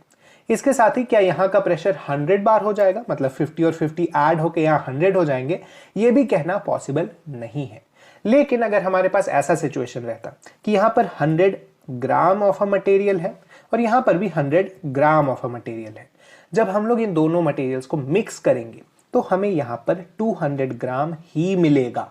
मतलब हमने इन दोनों 100 को जब ऐड किया तो जो वैल्यू हमें मिलेगी वो ही तीसरे कंटेनर की वैल्यू होगी। तो इस तरह से आप डिफरेंशिएट कर सकते हैं एक्सट्रिंसिक और इंट्रिंसिक और एक्सट्रिंसिक में जब भी आपको करना हो तो। आगे हम लोग देखते हैं कुछ स्पेसिफिक जो प्रोसेसेस होती हैं। आइसोथर्मल प्रोसेस ऐसे प्रोसेस को कहते हैं जहां पर टेम्परेचर कांस्टेंट रहता है। ये चीज याद रखने वाली है कि यहां पर एक प्रॉपर्टी लगती है। आपने गैस लॉ जब पढ़ा होगा तो वहां पे आपने PV = nRT देखा होगा। तो हमारे पास N और R तो कांस्टेंट रहेंगे ही एक, अगर हमारे पास क्लोज्ड सिस्टम है। तो अगर हमने टेम्परेचर भी कांस्टेंट कर दिया तो वहां पर PV का जो टर्म आएगा वो हमेशा ही कांस्टेंट रहेगा। इसीलिए P1V1 = P2V2 आप ऐसे सिचुएशंस में लगा सकते हैं। अगला है एडियाबेटिक प्रोसेस। एडियाबेटिक प्रोसेस ऐसा प्रोसेस होता है जहां पर हीट का एक्सचेंज नहीं होता। यहां पर कुछ स्पेसिफिक फॉर्मूले लग जाते हैं, वो होते हैं PV to the power gamma = constant, TV to the power gamma -1 = constant और P to the power 1 - gamma T to the power gamma = constant। ये आइडियल गैसेस के लिए एप्लीकेबल होता है, ये याद रखना है आपको। केमिस्ट्री में आपको रियल गैसेस भी कुछ कुछ मिलेंगी। रियल गैसेस के केस में आपको ये चीज अप्लाई नहीं करनी है। आपको जब लिखा हुआ हो आइडियल गैस है और एडियाबेटिक प्रोसेस है या फिर हीट एक्सचेंज नहीं हो रहा है, तो ऐसे केसेस में ही आपको इन फॉर्मूले को यूज करना है। आगे हम लोग बढ़े आइसोबारिक प्रोसेस। ऐसे प्रोसेस होते हैं जहां पर P कांस्टेंट मतलब प्रेशर कांस्टेंट होता है। आइसोकोरिक ऐसे प्रोसेसेस होते हैं जहां पर V मतलब वॉल्यूम कांस्टेंट होता है। आइसोट्रोपिक हम लोग आगे चल के इंट्रोपी के बारे में पढ़ेंगे, तो यहां पर इंट्रोपी कांस्टेंट होता है। और आइसोथैल्पिक हम लोग आगे चल के इंथैल्पी के बारे में भी पढ़ेंगे, तो यहां पर इंथैल्पी कांस्टेंट रहता है। आप याद करने की कोशिश करें कि कौन सा प्रोसेस किस चीज के किस टर्म के कांस्टेंट रहने से रिलेटेड होता है। आगे हम लोग देखें रिवर्सिबल प्रोसेस एक ऐसा प्रोसेस है जिसमें क्वाजी स्टैटिक कंडीशंस अचीव हो जाते हैं। क्वाजी का मतलब होता है फॉल्स या फिर नकली, फेक, और स्टैटिक मतलब होता है कांस्टेंट या फिर चेंज न होने वाला। तो एक ऐसा प्रोसेस जो कि लगता है कि चेंज नहीं हो रहा है जहां पर, या फिर जो स्टैटिक दिखता है हमें, ऐसे प्रोसेसेस को रिवर्सिबल प्रोसेस कहते हैं। यहां पर एक इंपॉर्टेंट चीज नोट करने वाली यह है कि रिवर्सिबल प्रोसेस में जब भी हम लोग इंटरनल प्रेशर और एक्सटर्नल प्रेशर को कंपेयर करते हैं तो उनके बीच का डिफरेंस बहुत छोटा होता है। मतलब एक तरह से हम लोग कह सकते हैं कि रिवर्सिबल प्रोसेस के दौरान इंटरनल और एक्सटर्नल प्रेशर बराबर होता है। किसी भी स्टेट में, मतलब अगर हम लोग इनिशियल या फाइनल स्टेट की बात करें तो वहां पर ऐसा होता ही है कि इंटरनल और एक्सटर्नल प्रेशर बराबर होंगे। ये चीज याद रखने वाली इसीलिए है क्योंकि कई बार क्वेश्चंस में आपको इस जो कॉन्सेप्ट है इसका यूज करना होता है वर्क वगैरह निकालने के लिए। आगे हम लोग देखें रिवर्सिबल प्रोसेस में पीवी कांस्टेंट नहीं रहता, PV to the power gamma constant नहीं रहता। मतलब हमने ये सारी जितनी कंडीशंस लिखी थी वो सभी रिवर्सिबल के लिए एप्लीकेबल है, इरिवर्सिबल के लिए नहीं। आगे हम लोग देखें इंटरनल एनर्जी यू, क्या जिससे हम लोग इसे रिप्रेजेंट करते हैं, वो एक स्टेट फंक्शन है और ये एक एक्सट्रिंसिक फंक्शन है। स्टेट फंक्शन होने का मतलब ये है कि यू जो है वो इनिशियल और फाइनल कंडीशन पर डिपेंड करता है, इस बात पर नहीं कि उस इनिशियल से फाइनल कंडीशन में किस तरह लाया गया है। मान लीजिए हमारे पास एक ये पेन है, हम इस पेन को यहां से यहां ला रहे हैं। इस प्रोसेस में हम लोग कितना वर्क करते हैं या फिर इसकी पोटेंशियल एनर्जी कितना चेंज होती है वो डिपेंड इस बात पर करता है कि इस दोनों पॉइंट के बीच का हाइट कितना है। ये चीज आपने फिजिक्स में पढ़ी है कि mgh से हम लोग रिप्रेजेंट करते हैं पोटेंशियल एनर्जी को। तो यहां पर भी सेम सी चीज है कि हम इस पेन को इस तरह से घुमा कर लाएं या फिर सीधा ले आए, बात बराबर ही होगी पोटेंशियल एनर्जी के केस में। यहां पर भी इंटरनल एनर्जी में भी वही चीजें होती हैं कि इनिशियल और फाइनल स्टेट पर डिपेंड करेगा, ना कि इस बात पर कि किस तरह से हम लोग उस स्टेट को चेंज कराए हैं। आगे हम लोग देखें वर्क डन जब हमें निकालना होता है तो वर्क डन एक्सटर्नल एजेंट के थ्रू कितना होता है, वो होता है minus P external dot D. आपको ये एक नया डेफिनेशन हो सकता है लगे, जब हम लोग को भी वर्क डन निकालना होता है तो वो पी डीवी के बराबर होता है, मतलब P into change in volume. आगे हम लोग देखें वर्क ऑन सिस्टम, अगर कंप्रेशन हो रहा हो तो वहां पर वर्क पॉजिटिव माना जाता है, और अगर वर्क बाय सिस्टम मतलब एक्सपेंशन हो रहा हो तो वहां पर वर्क नेगेटिव लेते हैं। यहां पर एक बहुत ही इंपॉर्टेंट चीज है समझने वाली कि जब हम लोग फिजिक्स में ये चीज लेते हैं तो इसका ठीक उल्टा होता है। ऐसा होता क्यों है? क्योंकि फिजिक्स में हम लोग क्या कंसिडर करते हैं कि जो वर्क हो रहा है वो सिस्टम के द्वारा हो रहा है, लेकिन केमिस्ट्री में जब हम लोग वर्क को डिफाइन करते हैं तो यहां पर हम लोग एक्सटर्नल फैक्टर्स के द्वारा हो रहे वर्क को चुनते हैं। ये चीज समझने वाली है। आपको फिजिक्स में जब आप वर्क एनर्जी पढ़ रहे होंगे तो वहां पर दिखा होगा कि जब भी अगर हम बाहर से इस पर फोर्स लगा रहे हैं और ये कंप्रेस हो रहा है, मतलब डिस्प्लेसमेंट फोर्स के डायरेक्शन में हो रहा है, तो वहां पर वर्क पॉजिटिव होगा। इसीलिए कंप्रेशन होते वक्त हमेशा वर्क पॉजिटिव होता है, जबकि एक्सपेंशन होने में फोर्स के ऑपोजिट डिस्प्लेसमेंट हो जा रहा है, इसीलिए वर्क नेगेटिव होता है। ये चीजें आप अगर फिजिक्स से थोड़ा रिलेट करके पढ़ेंगे तो आपको थोड़ी आसानी होगी समझने में। आगे हम लोग देखें आइसोथर्मल प्रोसेस पर थोड़ा डिटेल में। आइसोथर्मल प्रोसेस में जो वर्क होता है वो रिवर्सिबल प्रोसेस अगर हो रही हो तो -2.303 nRT log 10 V2/V1 होता है। -2.303 ऐसा कांस्टेंट है जो कि यूज किया जाता है नेचुरल लॉग को लॉग टू द बेस 10 बनाने में। मतलब अगर हमारे पास ये जो चीजें लिखी हुई है log 10 2.303, इसके बदले हम लोग ln V2/V1 भी लिख सकते हैं और इसके साथ हमें बस nRT लगाना होगा। हमें अगर इस ln को log बेस 10 में कन्वर्ट करना है, जिसमें हमारे log टेबल्स दिए रहते हैं एग्जाम हॉल में, तो उस केस में हम लोग को 2.303 की जरूरत है। वरना हम लोग के पास अगर कैलकुलेटर अवेलेबल है जो कि KVPI के एग्जाम में होगा आपके पास, तो वहां पर आपको इतना लंबा चौड़ा फॉर्मूला लगाने की जरूरत नहीं है, आप डायरेक्टली नेचुरल लॉग में ही यूज कर लें इस फॉर्मूला को। आगे हम लोग देखें अगर इरिवर्सिबल प्रोसेस होगा तो यहां पर डायरेक्टली आपको एक्सटर्नल प्रेशर को चेंज इन वॉल्यूम से मल्टीप्लाई कर देना है, तो आपको वर्क डन मिल जाएगा। यहां पर पी एक्सटर्नल कांस्टेंट माना जाता है जब भी इरिवर्सिबल प्रोसेस हो रही होती है। आप इसे इस तरह से समझ सकते हैं कि हमने जब रिवर्सिबल की बात की थी तो वहां पे हमने कहा था कि उस समय इंटरनल और एक्सटर्नल प्रेशर ऑलमोस्ट बराबर होता है, लेकिन जब इरिवर्सिबल प्रोसेस हो रहा होता है तो इसका ठीक उल्टा होता है। एक्सटर्नल प्रेशर हमेशा बराबर रहता है और इंटरनल प्रेशर कुछ भी रहे इससे हमें फर्क नहीं पड़ता है वर्क डन निकालते वक्त। आगे हम लोग बढ़े एडियाबेटिक प्रोसेस में, तो यहाँ पर वर्क रिवर्सिबल होता है P2V2 minus P1V1 by gamma minus 1। ये वही गामा है जो हमने ऊपर पढ़ा था, इसके बारे में हम लोग आगे थोड़ा और डिटेल में पढ़ेंगे। अभी के लिए आप बस इस फॉर्मूला को याद कर लें। अगर हम लोग PV की वैल्यू nRT के बराबर डालें तो यहाँ पे हमें मिलेगा nR T2 minus T1 by gamma minus 1 work done के बराबर होता है। आगे हम लोग देखें साइक्लिक प्रोसेस में। साइक्लिक प्रोसेस के केस थोड़े इंटरेस्टिंग है, आप इसे डिराइव भी कर सकते हैं, लेकिन एक बहुत ही आसान तरीका है कि जो भी साइकिल का शेप आपको दिख रहा है उस शेप का एरिया निकाल दें, और अगर क्लॉकवाइज में वो शेप मतलब वो प्रोसेस घूम रहा है क्लॉकवाइज तो वहां पर वर्क नेगेटिव होगा, जबकि एंटी क्लॉकवाइज घूमने पर वर्क पॉजिटिव होगा। ये अगर आप याद रखते हैं तो कई सारे क्वेश्चंस काफी जल्दी बन जाते हैं। आपको हो सकता है कभी इस ट्रेपीजियम के शेप का या फिर एक रेक्टेंगल के शेप का या फिर एक सर्कल के शेप का दे दिया जाए, तो वहां पर आप अगर लंबा चौड़ा कैलकुलेशन करेंगे तो भी आंसर आ जाएगा, लेकिन आपका काफी ज्यादा समय उसमें जा सकता है। तो आप याद रखें कि बस आपको इस शेप का एरिया निकालना है और क्लॉकवाइज होने पर नेगेटिव और एंटी क्लॉकवाइज होने पर पॉजिटिव रख देना है। आगे हम लोग देखें आइसोबारिक प्रोसेस के लिए प्रेशर कांस्टेंट होता है तो वहां पर -P डेल्टा V यूज होगा, और सॉरी आइसोकोरिक प्रोसेस के लिए चेंज इन वॉल्यूम 0 होता था, हमने पहले देखा था। तो अगर dV ही 0 है तो यहां पर वर्क एक्सटर्नल होगा ही नहीं, मतलब अगर किसी भी सिस्टम का वॉल्यूम बदल नहीं रहा है तो वहां पर वर्क एक्सटर्नल जो होगा वो 0 होगा, और ये चीज भी आपको याद रखनी है। आगे हम लोग देखें वर्क, अगर हमें मैक्सिमम वर्क डन निकालना है किसी रिवर्सिबल प्रोसेस में तो वहां पर अगर एक्सपेंशन हो रहा हो तो वर्क डन हमें मैक्सिमम मिलता है रिवर्सिबल प्रोसेस के केस में। ये आप इस तरह से समझ सकते हैं ग्राफ ड्रॉ करते हुए कि जब हम लोग एक इरिवर्सिबल प्रोसेस देखे थे तो वहां पर प्रेशर कांस्टेंट रहता था, तो इसका ग्राफ एक स्ट्रेट लाइन होता है, जबकि रिवर्सिबल प्रोसेस के केस में प्रेशर चेंज करता रहता है एक्सटर्नल प्रेशर के साथ, तो वहां पर एक स्लैंटिंग कर्व बन जाती है। इससे होता क्या है कि इनिशियली मान लीजिए हमारा वॉल्यूम कम था और फाइनली हमारा वॉल्यूम ज्यादा है, तो यहां पर एक्सपेंशन हो रहा है। एक्सपेंशन होने में रिवर्सिबल के अंडर जो एरिया आ रहा है वो बड़ा है एज कंपेयर टू इरिवर्सिबल, इसीलिए जब भी एक्सपेंशन होगा तो रिवर्सिबल प्रोसेस का वर्क डन हमेशा ज्यादा होगा इरिवर्सिबल से। ये चीज आपको याद रखनी है।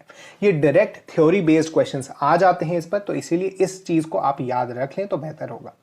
सिमिलरली इरिवर्सिबल प्रोसेस जब भी कंप्रेशन हो रहा हो उस समय ज्यादा वर्क डन देता है।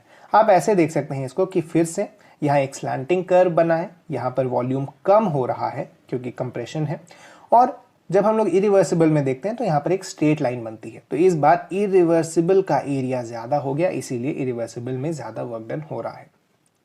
आगे हम लोग देखते हैं 0th लॉ ऑफ थर्मोडायनेमिक्स। इसे मतलब कई बार थर्मोडायनेमिक्स के लॉज के साथ नहीं दिया जाता है, लेकिन ये एक बेसिक अंडरस्टैंडिंग की चीज है। मान लीजिए अगर A और B दो सिस्टम्स हैं जो कि थर्मल इक्विलिब्रियम में हैं, और B और C दो सिस्टम्स हैं जो कि थर्मल इक्विलिब्रियम में है, तो यहाँ पर A और C भी थर्मल इक्विलिब्रियम में होगा। थर्मल इक्विलिब्रियम का मतलब कोई भी हीट एनर्जी एक्सचेंज नहीं हो रही होगी या फिर एनर्जी किसी फॉर्म में एक्सचेंज नहीं हो रही होगी। आप इसे ऐसे समझ सकते हैं, मान लीजिए दोनों के टेम्परेचर्स बराबर हैं A और B के, ऐसे ही B और C के टेम्परेचर्स भी बराबर हैं। तो यहां से आप देख सकते हैं कि A और C के टेम्परेचर्स भी बराबर होंगे। आगे हम लोग बढ़ते हैं first law of thermodynamics. First law यहाँ पर फिजिक्स वाले फर्स्ट लॉ से थोड़ा अलग होता है, क्योंकि यहाँ पर वर्क का कॉन्सेप्ट अलग होता है, जैसा मैंने आपको बताया था। ये चीज समझते हुए आप यहाँ पे देखेंगे कि जो चेंज इन इंटरनल एनर्जी है वो heat supplied plus work done के बराबर है। आप इसे इस तरह से समझ सकते हैं कि एक सिस्टम हमारे पास पड़ा हुआ है, हमने उसे कुछ हीट दिया और हमने उस पर कुछ काम किया, तो पूरा जो एनर्जी उसको मिला है वो कहाँ जाएगा, वो उसके इंटरनल एनर्जी में कन्वर्ट हो जाता है, और यही यहाँ चेंज इन इंटरनल एनर्जी दिखाता है। आगे हम लोग देखें इंथैल्पी। इंथैल्पी के पहले एक और चीज हम लोग देख लेते हैं कि जो चेंज इन इंटरनल एनर्जी होता है वो आइसोथर्मल के केस में 0 होगा, क्योंकि हम लोग पढ़ेंगे इस बारे में, या फिर आपने पढ़ा भी होगा गैसियस स्टेट में, कि जो इंटरनल एनर्जी होती है किसी भी गैस की, वो सिर्फ और सिर्फ उसके टेम्परेचर पर डिपेंड करती है। तो अगर टेम्परेचर में ही चेंज नहीं आएगा तो इंटरनल एनर्जी चेंज नहीं होगी। आप इसे इस फॉर्मूला में डाल दें तो आपको दिखेगा कि जो यहाँ पर हीट सप्लाइड होता है वो नेगेटिव ऑफ वर्क डन के बराबर होता है। मतलब जितनी हीट हमने दी उतना वर्क सिस्टम ने कर दिया, तो नेगेटिव हो गया वो वर्क। अगला है एडियाबेटिक प्रोसेस। तो यहाँ पे हीट सप्लाइड 0 है, तो जो चेंज इन इंटरनल एनर्जी होगा वो वर्क डन के बराबर होगा। आगे है आइसोकोरिक प्रोसेस। आइसोकोरिक प्रोसेस में जो चेंज इन इंटरनल एनर्जी होता है वो हीट सप्लाइड के बराबर होता है, क्योंकि यहाँ पर हमें पता है वर्क डन नहीं होता। इसी तरह आइसोबारिक प्रोसेस में जो हीट सप्लाइड होती है वो change in internal energy minus work done के बराबर होती है। आइसोबारिक प्रोसेस में ऐसा कोई कंडीशन नहीं था जैसा हमने ऊपर देखा था, तो इसीलिए यहाँ पर नॉर्मली जो फॉर्मूला है वो यूज होगा। याद रखने वाली चीज यहाँ ये भी है कि जो heat supplied in an isochoric process होती है उसे हम QV से डिनोट करते हैं, और heat supplied in an isobaric process जो होती है उसे हम QP से डिनोट करते हैं। आगे हम लोग देखें इंथैल्पी पर। तो इंथैल्पी एक नया टाइप का कांस्टेंट है जो हम लोग केमिस्ट्री में डिफाइन करते हैं। ये होता है U प्लस PV। इंथैल्पी का डिफरेंस क्या है इंटरनल एनर्जी से, तो आप इसे इस तरह से समझ सकते हैं कि इंथैल्पी वो एनर्जी है जो किसी सिस्टम के एग्जिस्टेंस के कारण उससे एसोसिएटेड होती है। तो इसमें न सिर्फ उसकी इंटरनल एनर्जी आ जाती है, बल्कि बाहरी फोर्सेस के कारण उसका डिस्ट्रक्शन अगर हो जाता तो उससे जो एनर्जी निकलती वो भी उसमें इंक्लूडेड होती है। इसीलिए हम लोग यहाँ पर प्लस PV का भी एक टर्म उसमें जोड़ देते हैं। डेल्टा H QP के बराबर होता है और डेल्टा U QV के बराबर होता है। ये चीज याद रखने वाली है। जैसा हमने देखा था आइसोकोरिक प्रोसेस के दौरान जो हो रहा था वर्क डन वो 0 था, इसीलिए जितनी भी हीट मिल रही थी वो चेंज इन इंटरनल एनर्जी को कॉज कर रही थी।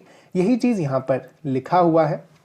और आइसोबारिक प्रोसेस के दौरान जितना इंटरनल एनर्जी जो बढ़ रही थी उसमें से अगर हम लोग वर्क डन को सब्ट्रैक्ट करते हैं तो हमें QP मिलता है, और वो चेंज इन इंथैल्पी के बराबर होता है। ये चीज आपको याद रख लेनी चाहिए। आगे हम लोग देखें किसी भी रिएक्शन में जो चेंज इन इंटरनल एनर्जी होती है वो कैसे चेंज इन इंथैल्पी से एसोसिएटेड होती है। तो ऊपर हमने देखा था H is equal to U plus PV। PV के बदले अगर हम लोग nRT डाल दें तो यहां पर हमें मिल जाता है कि डेल्टा NG इंटू RT, मतलब नंबर ऑफ गैस मॉलिक्यूल्स में कितना डिफरेंस है प्रोडक्ट और रिएक्टेंट साइड के बीच में, ये हम यूज कर सकते हैं इंथैल्पी और इंटरनल एनर्जी को एसोसिएट करने के लिए। मान लीजिए किसी भी रिएक्शन में A प्लस B मिलकर, मान लीजिए दोनों गैसेज हैं और ये बना रहे हैं C plus D plus E, मतलब इससे बनने वाले 3 गैसेज हैं। तो यहां पर हम लोग देख सकते हैं कि प्रोडक्ट साइड में 3 है नंबर ऑफ गैस मॉलिक्यूल्स, जबकि रिएक्टेंट साइड में 2 ही है। इनका जो डिफरेंस होगा मतलब 1, वो कहलाएगा डेल्टा NG। उसे हम इस फॉर्मूले में डालेंगे तो हमें रिएक्शन का चेंज इन इंथैल्पी मिल जाएगा, अगर हमें इंटरनल एनर्जी चेंज पता है तो। आगे हम लोग देखें एक्सोथर्मिक प्रोसेस के लिए डेल्टा H नेगेटिव होता है और एंडोथर्मिक प्रोसेस के लिए डेल्टा H पॉजिटिव होता है। ये कई बार कंफ्यूजन का कारण बन जाता है, एंडोथर्मिक और एक्सोथर्मिक में क्या होता है डेल्टा H। तो आप इसे इस तरह से याद रख सकते हैं कि एक सिस्टम एनर्जी लूज कर दिया तो वहां नेगेटिव हो जाएगा चेंज। एनर्जी लूज कब करता है, तो एक्सोथर्मिक प्रोसेस के दौरान। एक सिस्टम एनर्जी ले लिया एंडोथर्मिक प्रोसेस के दौरान तो उसका डेल्टा H बढ़ गया, उसको एनर्जी मिली तो उसका डेल्टा H बढ़ गया। इस तरह से अगर आप याद रखने की कोशिश करेंगे इसको तो थोड़ा आसानी होगी आपको। आगे हम लोग देखें हीट कैपेसिटी। हीट कैपेसिटी एक एक्सट्रिंसिक प्रॉपर्टी है, जबकि स्पेसिफिक हीट कैपेसिटी एक इंट्रिंसिक प्रॉपर्टी है। स्पेसिफिक जोड़ने का मतलब हम लोग उसे पर मोल पर केजी के लिए एसोसिएट कर देते हैं, तो वो अमाउंट ऑफ सब्सटेंस से रिलेटेड नहीं रहता। फिर हीट कैपेसिटी सिंपली कहती है 1 केल्विन का राइज हो एक पूरे सिस्टम के लिए, जबकि स्पेसिफिक हीट कैपेसिटी कहती है 1 ग्राम या 1 मोल के लिए 1 केल्विन का राइज इन टेम्परेचर जितना हीट कॉज करेगा वो होता है हीट कैपेसिटी। यहां पे हमें दिखता है dq is equal to mcdt या ncdt। dq यहां पर कितना हीट लगेगा, m यहां पर मास है, c स्पेसिफिक हीट कैपेसिटी है और dt चेंज इन टेम्परेचर है। या वैसे ही यहां पर n नंबर ऑफ मोल्स है, C molar specific heat capacity है और dt चेंज इन टेम्परेचर है। लेटेंट हीट क्या होता है? लेटेंट हीट जो हीट हमें स्टेट चेंज कराने के लिए चाहिए होता है, आपने इसे कैलोरीमेट्री में पढ़ा था फिजिक्स में, आपको याद होगा तो, जहां पर हम लोग जनरली क्या करते थे, आइस को वाटर में मिक्स कर देते थे या फिर दो अलग अलग टेम्परेचर के वाटर्स को मिक्स करके जो फाइनल टेम्परेचर आता था उसे कैलकुलेट करने की कोशिश करते थे। सेम चीज हम लोग यहां पर भी करेंगे। हम इस dq वाले टर्म का और इस q is equal to ml वाले टर्म का यूज करेंगे। यहां पर L क्या है? तो लेटेंट हीट कैपेसिटी है। ये मेल्टिंग के लिए, बॉइलिंग के लिए अलग अलग होती है। आपको अगर नंबर ऑफ मोल्स के टर्म में दिया गया हो तो यहां पर N into molar latent heat capacity के साथ आप मल्टीप्लाई कर सकते हैं। आगे हम लोग देखें गैसेस के लिए कुछ हम और कॉन्स्टेंट्स डिफाइन करते हैं। यहां पर Cp मतलब कांस्टेंट प्रेशर पर जो मोलर हीट कैपेसिटी होगी वो होती है 1/n dH/dt। हमें पता है कि Q is equal to NC/dt। हमें यह भी पता है कि कांस्टेंट प्रेशर पर जो Qp होता है वो dH के बराबर होता है। तो बस यहां से हमें क्या मिलता है कि हम dt को नीचे लाएं, n को नीचे लाएं, तो हमें जो Cp मिलेगा वो यही होगा 1/n dH/dt। इस तरह से आप डिराइव भी कर सकते हैं इन सभी चीजों को, लेकिन एक याद रहे दिमाग में तो बेहतर होगा। आगे हम लोग देखें Cp माइनस Cv की जो वैल्यू होती है वो हमेशा R होती है। इसका भी डेरिवेशन काफी इजी है करना, लेकिन मैं आप पर छोड़ता हूं ये करने के लिए। अगला है degree of freedom. Degree of freedom एक कॉन्स्टेंट्स की तरह होते हैं जो हम डिफाइन करते हैं अलग अलग टाइप्स ऑफ मॉलिक्यूल्स के लिए, और उसके बाद भी हम लोग Cp और Cv यहां पर डिफाइन करते हैं उनके थ्रू। सबसे पहले मोनो एटॉमिक के लिए जो डिग्री ऑफ फ्रीडम होते हैं वो 3, 0 और 0 होता है। यहां पर ये क्या है? F ट्रांस मतलब degree of freedom translatory motion के लिए, F रोटेशन मतलब रोटेटरी मोशन के लिए, और F वाइब्रेशनल मतलब वाइब्रेशनल मोशन के लिए। कई बार मॉलिक्यूल्स को आप देखेंगे तो वो अपने ही अंदर वाइब्रेशन करते हैं। वाइब्रेटरी डिग्री ऑफ फ्रीडम को जनरली हम लोग बहुत ज्यादा कंसिडर नहीं करते अनलेस आपको दिया हुआ हो कि आपको वाइब्रेटरी डिग्री ऑफ फ्रीडम भी कंसिडर करना है। आप बेसिकली इन दोनों चीजों पर स्टिक करके रहें तो बेहतर होगा। मोनो एटॉमिक के लिए 3, 0, डायटोमिक के लिए 3, 2, लीनियर के लिए 3, 2 और नॉन लीनियर मॉलिक्यूल अगर है आपके पास तो 3, 3 होता है। यहां पर हम लोग जो Cp डिफाइन करते हैं और Cv डिफाइन करते हैं वो किस तरह से होता है? तो यहां पर मैंने लिखा नहीं है इस चीज को। U होता है F trans plus F rotational nRT plus F vibrational अगर आपको दिया हुआ हो तो यहां से हम लोग देख सकते हैं कि हमें U पता है क्या होता है। U is equal to NCV/dt। तो हम बस यहां dt के बदले t भी लगा सकते हैं और उसके बाद हम लोग NNTT को कैंसिल कर देंगे यहां से। तो हमें जो Cv मिलेगा वो मिलेगा F translational plus F rotational into R/2। यही चीज यहां पर की हुई है। आप देखें अगर 3, 0, 3, 3/2R, 3, 2, 5, 5/2R, 3, 2, 5, 5/2 और 3, 3, 6, 6/2R। इसके बाद हम लोग Cp कैलकुलेट करने के लिए इसे यूज करते हैं। Cp is equal to Cv plus R। इसी से हम लोग देख सकते हैं 3/2 प्लस 1 5/2, 5/2 प्लस 1 7/2 और 6/2 प्लस 1 8/2 होता है। यहां पर हमें जो गामा शुरू में मिला था एडियाबेटिक प्रोसेस के लिए उसका डेफिनेशन भी मिलता है। गामा होता क्या है? Cp/Cv। आप देख सकते हैं यहाँ 5/3, 7/5, 7/5 और 8/6 हमें गामा मिलेगा। उसी का यहाँ पर डेसिमल किया हुआ टर्म्स आप देख सकते हैं। गामा आप कोशिश करें कि कुछ मेजर का याद रख लें ताकि आपको अगर कोई एडियाबेटिक प्रोसेस दिया हुआ हो और वहां पर आपको मोनोएटॉमिक या डायएटॉमिक जैसी चीजें दी हुई हो तो वहां पर आपको कोई हेल्प की जरूरत ना पड़े, वहां पर डायरेक्टली उस क्वेश्चन को सॉल्व कर लें। लॉ ऑफ इक्विपार्टीशन क्या कहता है? लॉ ऑफ इक्विपार्टीशन यही है जो हमने देखा यहाँ पर कि कैसे हम लोग U को रिलेट कर रहे हैं अलग अलग degree of freedom R, T और नंबर ऑफ मोल से। यहां पर गामा अगर हमें एक मिक्सचर दिया हुआ हो तो उसके लिए भी डिफाइंड है कि अगर हमारे पास N1 मोल्स हो पहले मॉलिक्यूल के, N2 हो दूसरे के, N3 इसी तरह से अगर आगे चलते जाए तो हमें गामा निकालने के लिए N1 CP1 N2 CP2 करते हुए आगे बढ़ना है और उसको डिवाइड करना है N1 CV1 plus N2 CV2 करते हुए। इसके लिए गामा वाइज भी एक फॉर्मूला होता है। मान लीजिए आपके पास गामा 1 गामा 2 दिया हुआ है तो वो आप कोशिश करें न लगाने का, थोड़ा लंबा फॉर्मूला है, उसके बदले आप Cp और Cv के टर्म्स में डिवाइड करके ही उसे कर लें। आगे हम लोग बढ़ते हैं थर्मोकेमिस्ट्री की तरफ। तो थर्मोकेमिस्ट्री में सबसे पहले हम लोग जो डिफाइन करते हैं वो है डेल्टा Cv। ये होता है Cv ऑफ प्रोडक्ट्स के सम माइनस Cv ऑफ रिएक्टेंट्स के सम के बराबर। ऐसे ही डेल्टा सीपी भी हम लोग डिफाइन करते हैं रिएक्टेंट्स माइनस प्रोडक्ट्स करते हुए, सॉरी प्रोडक्ट्स माइनस रिएक्टेंट्स करते हुए। अगला है इंथैल्पी ऑफ रिएक्शन। तो इंथैल्पी ऑफ रिएक्शन होता है प्रोडक्ट्स की इंथैल्पी माइनस रिएक्टेंट्स की इंथैल्पी। ये आप देख सकते हैं सिमिलर टाइप के ही फॉर्मूले हैं आज, जहां पर आपको जो प्रोडक्ट्स मिल रहे हैं उसके सभी का सम करते हुए माइनस रिएक्टेंट्स के सभी का सम करते हुए कर देना है, डिफरेंस निकाल देना है। आगे हम लोग देखें इंथैल्पी ऑफ फॉर्मेशन अगर हम लोग डिफाइन करते हैं तो आपको यहाँ पर जो मेजर चीज थर्मोकेमिस्ट्री में समझने वाली ये है वो है इंथैल्पी ऑफ रिएक्शन और बाकी इंथैल्पीज के रिप्रेजेंटेशन किस तरह से होते हैं।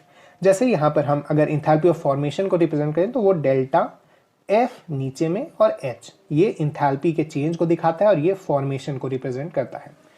इंथैल्पी ऑफ फॉर्मेशन में एक और मजेदार चीज ये है कि ये जो एलिमेंट्री स्टेट्स होते हैं जो हमें आसपास नेचर में मिलते हैं उनका इंथैल्पी ऑफ फॉर्मेशन हमेशा जीरो लिया जाता है। जैसे Br2 लिक्विड, ब्रोमीन का लिक्विड, फ्लोरीन का गैस, क्लोरीन का गैस, कार्बन उसके ग्रेफाइट फॉर्म में, इन सभी का डेल्टा एच फॉर्मेशन जीरो लिया जाएगा हमेशा। सॉरी। अगला है इंथैल्पी ऑफ कंबशन। तो इंथैल्पी ऑफ कंबशन को हम लोग डेल्टा सी एच से रिप्रेजेंट करते हैं और ये हमेशा नेगेटिव होता है। मतलब हमेशा ही जब भी कंबशन होगा तो एनर्जी बाहर निकलेगी या फिर हमेशा कंबशन एक एक्सोथर्मिक प्रोसेस कहलाएगा। अगला है इंथैल्पी ऑफ फेज चेंज। तो इसे हम अलग अलग फेज चेंजेस के लिए, जैसे फ्यूजन के लिए नीचे हम लोग FUS, वेपराइजेशन के लिए VAP और सब्लिमेशन के लिए SUBL लिखकर यूज करते हैं। अगला है इंथैल्पी ऑफ एटोमाइजेशन। ये डेल्टा AH के फॉर्म में रिप्रेजेंट होता है और ये हमेशा पॉजिटिव होता है। मतलब एटम्स में कन्वर्ट करने के लिए किसी भी मॉलिक्यूल को हमें हमेशा एनर्जी देनी पड़ेगी, हमेशा ही ये एक एंडोथर्मिक प्रोसेस होगा। अगला है इंथैल्पी ऑफ आयोनाइजेशन। तो आयोनाइजेशन की इंथैल्पी भी हमेशा पॉजिटिव होती है। आपने इस बारे में पीरियोडिक टेबल में भी पढ़ा होगा जब हमें आयंस का फॉर्मेशन करना हो किसी भी मॉलिक्यूल से। इसमें एक और चीज याद रखने वाली ये है कि अगर हमारे पास कोई स्ट्रॉन्ग एसिड या स्ट्रॉन्ग बेस दिया हुआ हो तो वहां पर इंथैल्पी ऑफ आयनाइजेशन हमेशा जीरो होगा। मतलब हमें कोई भी एनर्जी नहीं देनी पड़ती किसी स्ट्रॉन्ग एसिड या बेस को डिसोसिएट करने के लिए आयंस में। आगे हम लोग बढ़े आयोनाइजेशन इंथैल्पी। तो ये होता है आइसोलेटेड गैसियस एटम्स को आयंस में चेंज करने के लिए।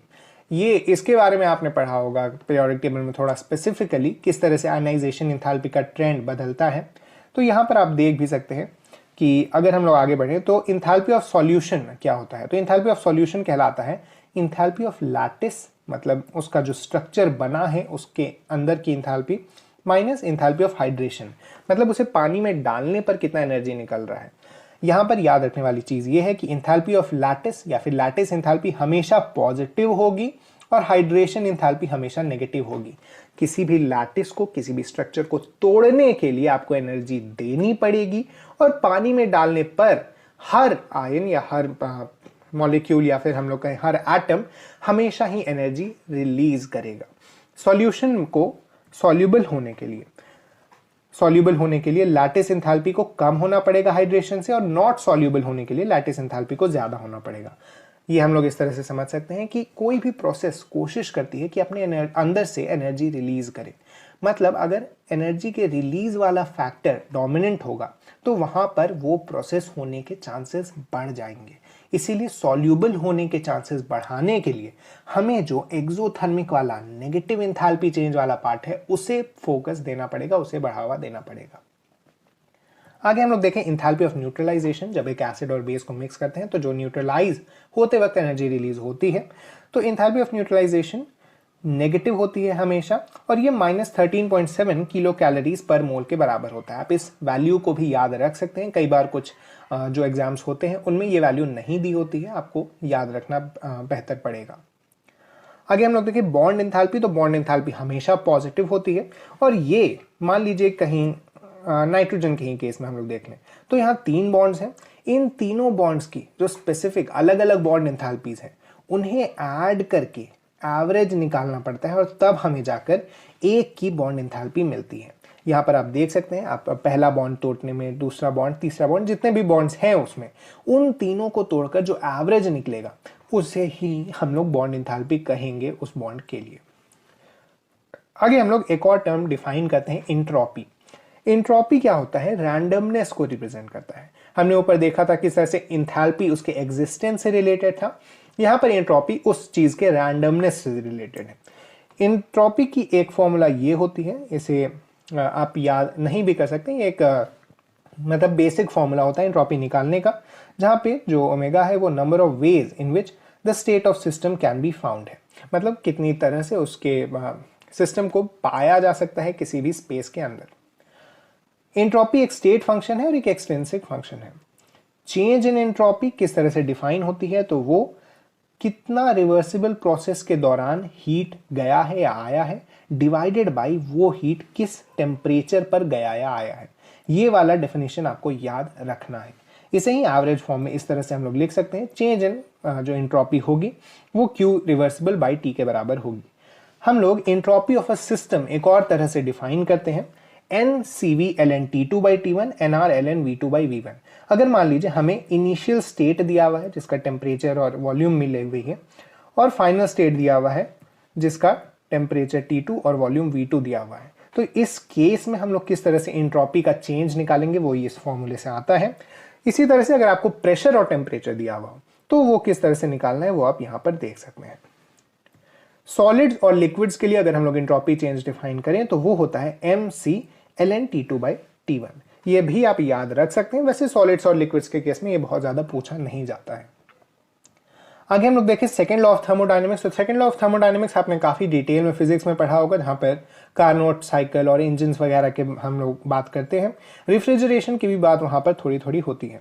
यहाँ पर जो मेजर चीज याद रखने वाली वो ये है कि कार्नोट इंजन में जो एफिशिएंसी होती है सॉरी वो 1 माइनस Q2 by Q1 या फिर 1 माइनस T2 by T1 से डिफाइन होती है। आगे हम लोग देखें थर्ड लॉ। तो थर्ड लॉ कहता है entropy of a perfectly crystalline solid in is 0 at 0 kelvin. मतलब अगर 0 केल्विन पर किसी भी सॉलिड की हम लोग एंट्रोपी नापना चाहें तो वो 0 होती है। ये चीज आपको फिजिक्स में शायद नहीं पढ़ाई गई होगी, ये केमिस्ट्री में ही ज्यादा काम की है। अगला है गिब्स एनर्जी। तो गिब्स एनर्जी भी एक नया हम कह सकते हैं टर्म है जो हम लोग डिफाइन करते हैं थोड़ी अपनी सहूलियत के लिए। गिब्स एनर्जी क्या बोलता है कि गिब्स एनर्जी पहले इक्वल किसके होता है, तो वो change in enthalpy minus T delta S, मतलब change in entropy into temperature को उससे सब्ट्रैक्ट करना होता है। किसी भी स्पॉन्टेनियस रिएक्शन में जो सिस्टम की गिब्स एनर्जी चेंज होती है वो 0 से छोटी होती है।